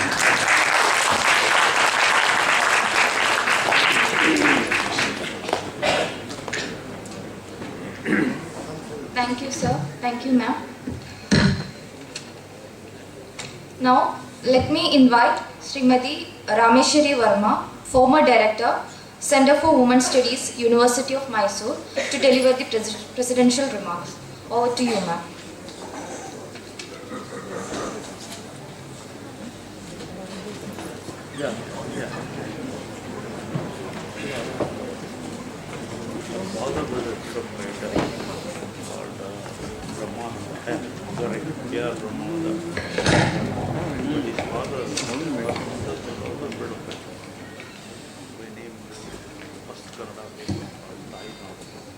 ಎಲ್ರಿಗೂ ನಮಸ್ಕಾರ.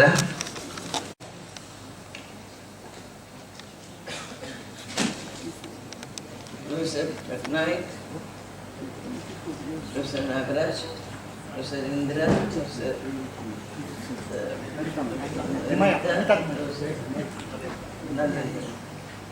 dignitaries on the stage, and friends. I consider it as a great privilege for me to be associated with this program today, because I have known Natraj, I think, for more than 6-7 decades, and then I have been close to the family as well. Professor Natraj was a good friend, colleague, but more than that, emotionally, I felt he was like my younger brother. So emotionally also I am quite attached to Natraj.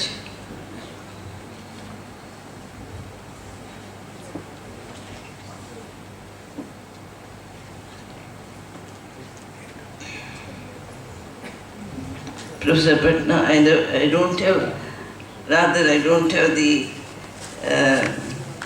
capacity or the academic vigor or knowledge to comment on Professor Patnaik's lecture, but I think I can say one thing. I think this is the best tribute to pay to Professor Natraj.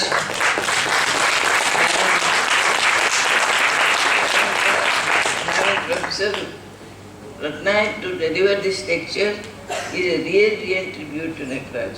Thank you, Professor Patnaik.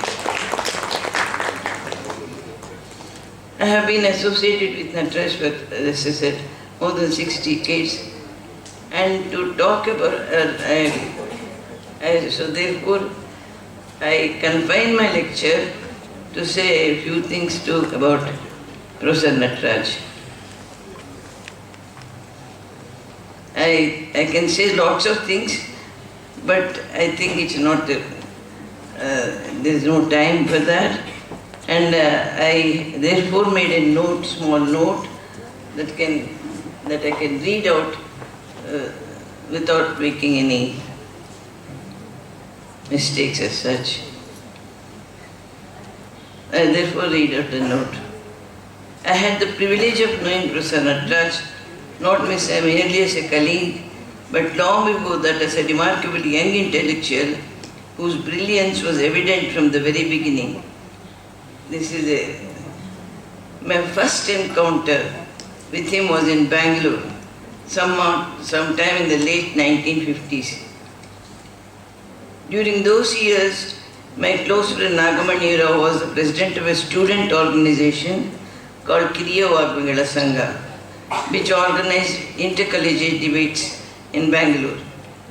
Professor Natraj was one of the debaters. I was there in among the audience, and I was really starstruck by Natraj, because he has this You know, when you know Natraj, you know he's a very suave gentleman and with impeccable English and arguing ability that can float anybody outside other than him. So I was also taken by his debating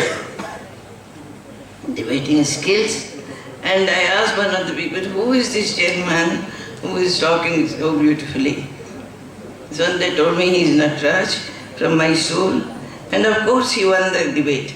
Whenever there were debates, I think Natraj was the one who won the debates. And then he really stood out clearly above many others, distinguished by the impeccable command over English, sharp reasoning, and exceptional debating skills. It was evident that he possessed an intellectual maturity far beyond his age. My association with him deepened over time. My husband Balgopal Verma also knew Professor Natraj well even before he became my colleague. These early personal and academic intersections gradually evolved into a long and enriching professional relationship and a good friendship.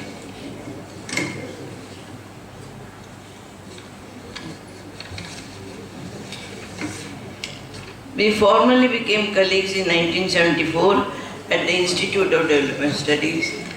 Then Professor Natraj moved on to take up a major project. I took charge of his post. From that point onwards, our academic association grew closer and more meaningful.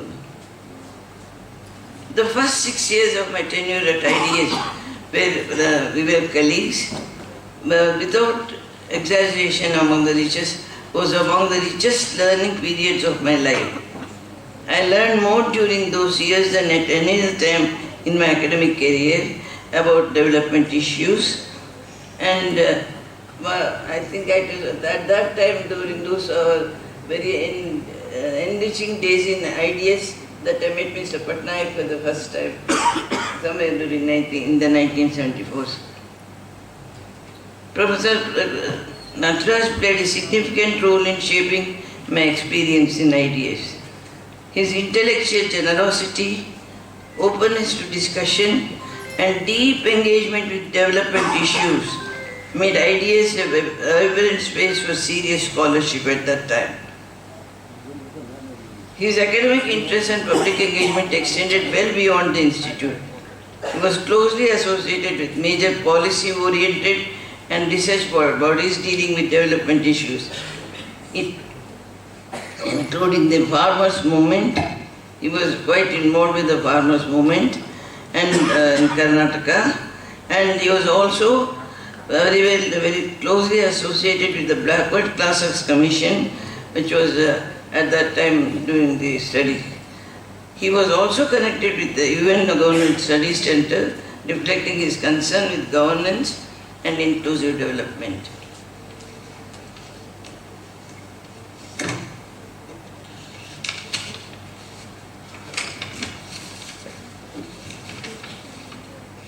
Later, he extended valuable support to emerging academic areas such as gender and women's studies, recognizing early on the importance of integrating gender perspectives into development discourse. I remember throughout all these phases, he was extremely supportive to me personally and professionally, offering guidance, encouragement, and collegial warmth.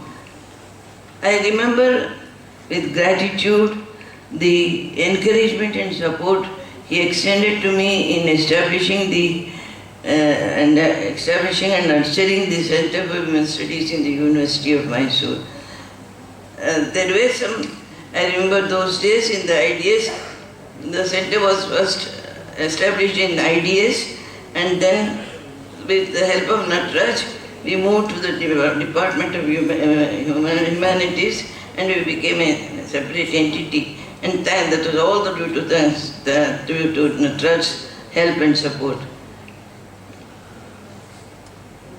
Many of you may not know that Natraj had other interests than academics also.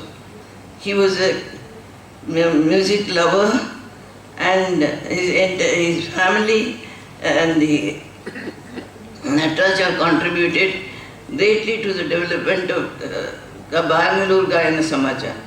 He was, and his friendship with Taranath, the great maestro, the great Sarod maestro, is an important thing in his life, because I think Natraj and Taranath were very, very, very closely close friends. Remembering him today, we honor not just an academic, another thing I forget. He was a great support and mentor for Samatyanto, the theatre group which I am associated. He was there for every one of our plays, and he would critically analyze the play and at the same time encourage us, and even financially as well as his presence. Remembering him today, we honor not just an eminent academic, but a teacher, a colleague, and a human being whose influence continues to resonate in our lives and work. I think many other things might not. Sorry. I thank the organizers for giving me this opportunity to participate in this program. I see lots of friends here of Natraj and us. I remember all the evenings we used to spend in ideas sometimes when guests came, and more than anything, if you speak of Natraj, I remember him as a gentleman, and gentleman who had some Victorian values which are very nice for us women, as we remember. And I remember his very beautiful English diction, and the way he used to put things across, and the way he would accept our opinions as well. I think that's the picture I get of Natraj. He was a public intellectual in Mysore, and Mysore is missing him, and I think I also miss him very, very much. And thank you for giving me the opportunity.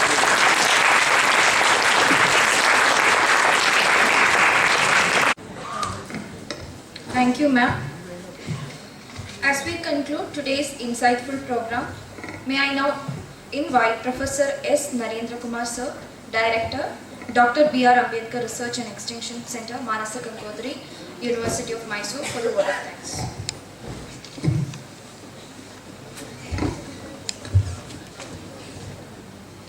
ಎಲ್ಲರಿಗೂ ನಮಸ್ಕಾರ. ಆತ್ಮೀಯರೇ, ನಾಡಿನ ಪ್ರಗತಿಪರ ಚಿಂತಕರಲ್ಲಿ ಒಬ್ಬರಾಗಿದ್ದ ಮತ್ತು ಆತ್ಮೀಯ ಬಳಗದಲ್ಲಿ VKN ಎಂದೇನೆ ಒಂದು ಪ್ರಸಿದ್ಧರಾಗಿದ್ದಂತಹ professor VK Nataraj sir ಅವರ ಸ್ಮರಣಾರ್ಥವಾಗಿ ಇಂದು ಭಾಳ ಅರ್ಥಪೂರ್ಣವಾದಂಥ ವಿಶೇಷ ಉಪನ್ಯಾಸ ಕಾರ್ಯಕ್ರಮಕ್ಕೆ ಮತ್ತು ಪುಸ್ತಕ ಬಿಡುಗಡೆ ಸಮಾರಂಭಕ್ಕೆ ತಾವೆಲ್ಲರೂ ಕೂಡ ಸಾಕ್ಷಿಯಾಗಿದ್ದೀರಾ. ಈ ಮೂಲಕ ಹಿರಿಯ ತಜ್ಞರಾದಂಥ ಪ್ರೊಫೆಸರ್ ನಟರಾಜ್ ಸರ್ಗೆ ನಾವು ನಿಜವಾದಂತಹ ಗೌರವವನ್ನು ಸಲ್ಲಿಸಿದ್ದೇವೆ ಅಂತ ಅನಿಸುತ್ತೆ.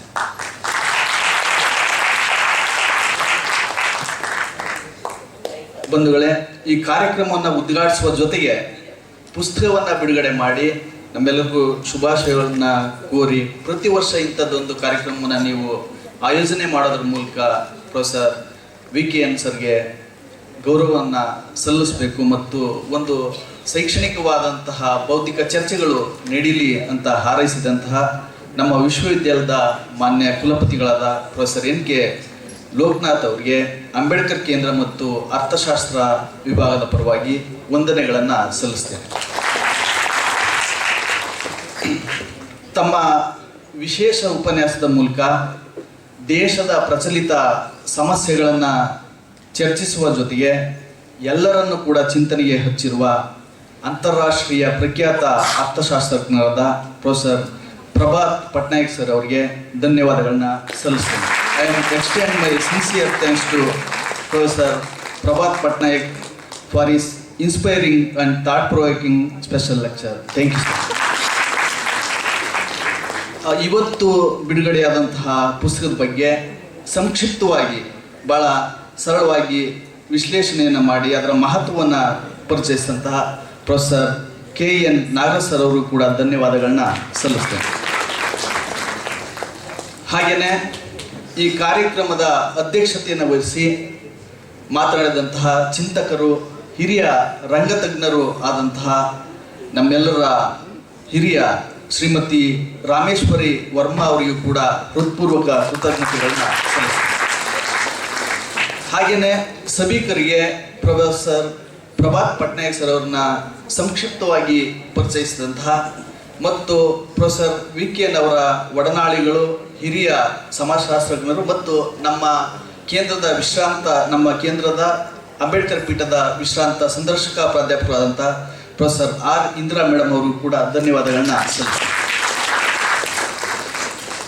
ಹಾಗೆಯೇ ಈ ಕಾರ್ಯಕ್ರಮಕ್ಕೆ ತಮ್ಮ ವಿಭಾಗದ ಸಹಕಾರ ನೀಡೋದ್ರ ಜೊತೆಗೆ ಪ್ರೊಫೆಸರ್ ಪಟ್ನಾಯಕ್ ಸರ್ ಅವರ ವಿಶೇಷ ಉಪನ್ಯಾಸದ ಬಗ್ಗೆ ಅಚ್ಚುಕಟ್ಟಾಗಿ ಸಂವಾದವನ್ನು ನಡೆಸಿಕೊಟ್ಟಂತಹ ಅರ್ಥಶಾಸ್ತ್ರ ಮತ್ತು ಸಹಕಾರ ಅಧ್ಯಯನ ವಿಭಾಗದ ಮುಖ್ಯಸ್ಥರಾದಂತಹ ಪ್ರೊಫೆಸರ್ ನವಿತಾ ತಿಮ್ಮಯ್ಯ ಮೇಡಮ್ ಅವರಿಗೂ ಕೂಡ ಪ್ರೀತಿಪೂರ್ವಕ ಧನ್ಯವಾದಗಳನ್ನು ಸಲ್ಲಿಸ್ತೇನೆ.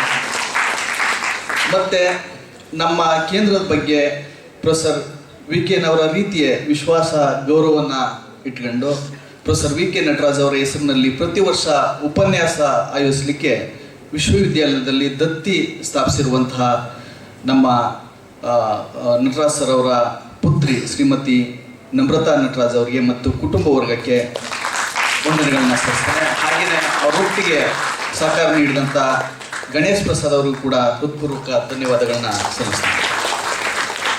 ಮತ್ತು ಇವತ್ತಿನ ಈ ಕಾರ್ಯಕ್ರಮ ಆಯೋಜಿಸುವಲ್ಲಿ ಶ್ರಮಿಸಿರುವಂತಹ ನಮ್ಮ ಕೇಂದ್ರದ ಹಿರಿಯ ಪ್ರಾಧ್ಯಾಪಕರಾದಂಥ ಪ್ರೊಫೆಸರ್ J ಸೋಮಶೇಖರ್ ಅವರು ಕೂಡ ಧನ್ಯವಾದಗಳನ್ನ ಸಲ್ಲಿಸ್ತಾರೆ. ಮತ್ತು ಪ್ರಶ್ನೆ ಸಂವಾದ ನಡೆಸುವ ಮೂಲಕ ಉಪನ್ಯಾಸವನ್ನು ಇನ್ನಷ್ಟು ಅರ್ಥಪೂರ್ಣಗೊಳಿಸಿದಂತಹ ಎಲ್ಲರಿಗೂ ಕೂಡ ಧನ್ಯವಾದಗಳನ್ನ ಸಲ್ಲಿಸ್ತೇನೆ. ಹಾಗೆ ಇವತ್ತು ಈ ಕಾರ್ಯಕ್ರಮದಲ್ಲಿ ಭಾಳ ವಿಶ್ವಾಸ ಇಟ್ಟು VKN ಅವ್ರ ಬಗ್ಗೆ ಭಾಳ ಪ್ರೀತಿ ಮತ್ತು ಗೌರವವನ್ನು ಇಟ್ಕೊಂಡು ಇಲ್ಲಿ ಬಂದಿರುವಂತಹ ಎಲ್ಲ ಹಿರಿಯ ತಜ್ಞರು ಮತ್ತು ಎಲ್ಲ ಹಿತೈಷಿಗಳು ಮತ್ತು ಕಿರಿಯರು ಎಲ್ಲರೂ ಕೂಡ ಪ್ರತಿಯೊಬ್ಬರೂ ಕೂಡ ನಮಗೆ ಬಹಳ ಮುಖ್ಯನೇ. ಪ್ರತಿಯೊಬ್ಬರ ಹೆಸರನ್ನ ಇಲ್ಲಿ ಹೇಳಲಿಕ್ಕೆ ದೀರ್ಘ ಆಗುತ್ತೆ. ಹಾಗಾಗಿ ಪ್ರತಿಯೊಬ್ಬರು ಕೂಡ ನಮ್ಮ ಕೇಂದ್ರದ ವತಿಯಿಂದ, ವಿಶ್ವವಿದ್ಯಾಲಯದ ವತಿಯಿಂದ ನಾವು ನಿಮಗೆ ಧನ್ಯವಾದಗಳನ್ನ ಸಲ್ಲಿಸ್ತೇವೆ. ತಮ್ಮ ಸ್ಪಂದನೆಗೆ ಹೃತ್ಪೂರ್ವಕ ಕೃತಜ್ಞತೆಗಳನ್ನ ಸಲ್ಲಿಸ್ತೇವೆ. ಹಾಗೆ ಈ ಕಾರ್ಯಕ್ರಮವನ್ನು ಆಯೋಜಿಸುವ ಸಂದರ್ಭದಲ್ಲಿ ನಮ್ಮ ವಿಶ್ವವಿದ್ಯಾಲಯದ ಸಿಬ್ಬಂದಿ ವರ್ಗ, ಹಾಗೆ ಆಡಳಿತ ವರ್ಗ ಮತ್ತು ನಮ್ಮ ICDಯ ಸಿಬ್ಬಂದಿ ವರ್ಗ ಮತ್ತು EMRCಯ ಸಿಬ್ಬಂದಿ ವರ್ಗ ಕೂಡ ಸ್ಪಂದಿಸಿದೆ. ಮತ್ತು ಇಲ್ಲಿ ಅರ್ಥಶಾಸ್ತ್ರ ಅಧ್ಯಯನ ವಿಭಾಗದ ಬೋಧಕರು, ಬೋಧಕೇತರ ವರ್ಗ, ಸಂಶೋಧಕರು, ವಿದ್ಯಾರ್ಥಿಗಳು ಇದ್ದಾರೆ. ಮತ್ತು ನಮ್ಮ ಕೇಂದ್ರದ ಬೋಧಕರು, ಸಂಶೋಧಕರು, ವಿದ್ಯಾರ್ಥಿಗಳು ಇದ್ದಾರೆ. ಬೇರೆ ಬೇರೆ ವಿಭಾಗದಿಂದ ಕೂಡ ನಮ್ಮ ಕೇಂದ್ರಕ್ಕೆ ಬಂದು ಇಲ್ಲಿ ಭಾಗವಹಿಸಿದ್ದಾರೆ. ಇಂತಹ ಕಾರ್ಯಕ್ರಮವನ್ನು ನಾವು ಆಯೋಜನೆ ಮಾಡುವಲ್ಲಿ ಪ್ರೊಫೆಸರ್ BK ಚಂದ್ರಶೇಖರ್ ಸರ್ ಅವರ ಮಾರ್ಗದರ್ಶನ ಕೂಡ ಇದೆ ಅನ್ನುವಂಥದ್ದನ್ನ ನೆನಪಿಸುತ್ತಾ ಅವರಿಗೆ ವಿಶೇಷವಾದಂಥ ಧನ್ಯವಾದಗಳನ್ನು ಸಲ್ಲಿಸ್ತಾರೆ. ಆತ್ಮೀಯರೇ, ಈ ಚರ್ಚೆ ಇದೇ ಅಂತಿಮ ಅಲ್ಲ. ವಂದನಾರ್ಪಣೆ ಅನ್ನುವಂಥದ್ದು ಒಂದು ಸಾಂಕೇತಿಕವಾದಂಥದ್ದು. ಆದರೆ ಇಂತಹ ಚರ್ಚೆಗಳು ನಮ್ಮ ಕೇಂದ್ರದ ವತಿಯಿಂದ ಸತತವಾಗಿ ನಿರಂತರವಾಗಿ ನಡೀತಾ ಇರುತ್ತೆ. ಅದರ ಮೂಲಕ ಒಂದು ನಮ್ಮ ಪ್ರಜಾಪ್ರಭುತ್ವವನ್ನು ಸದೃಢವಾಗಿ ಕಟ್ಟುವ ಮತ್ತು ಪ್ರಬುದ್ಧ ಭಾರತವನ್ನು ನಿರ್ಮಾಣಗೊಳಿಸುವ ಮನೋಭಾವವನ್ನು ನಾವೆಲ್ಲರೂ ಕೂಡ ರೂಢಿಸ್ಕೊಳ್ಳೋಣ, ಅದನ್ನು ವಿಸ್ತರಿಸೋಣ ಅಂತ ಹೇಳ್ತಾ ಇವತ್ತು ಭಾಳ ಅರ್ಥಪೂರ್ಣವಾದಂತಹ, ಮಹತ್ವಪೂರ್ಣವಾದಂತಹ ಕಾರ್ಯಕ್ರಮ ನಡೆದಿದೆ. ಮತ್ತೊಮ್ಮೆ ತಮ್ಮೆಲ್ಲರಿಗೂ ವಂದನೆಗಳನ್ನ ಸಲ್ಲಿಸಿ ಪ್ರತಿಯೊಬ್ಬರು ಕೂಡ ಊಟದ ವ್ಯವಸ್ಥೆಯನ್ನು ನಾವು ಮಾಡಿದ್ದೇವೆ. ಪ್ರತಿಯೊಬ್ಬರು ಊಟವನ್ನು ಮಾಡಬೇಕು ಅಂತ ಕೇಳ್ಕೊಳ್ತಾ ಧನ್ಯವಾದಗಳನ್ನು ಸಲ್ಲಿಸ್ತೇನೆ.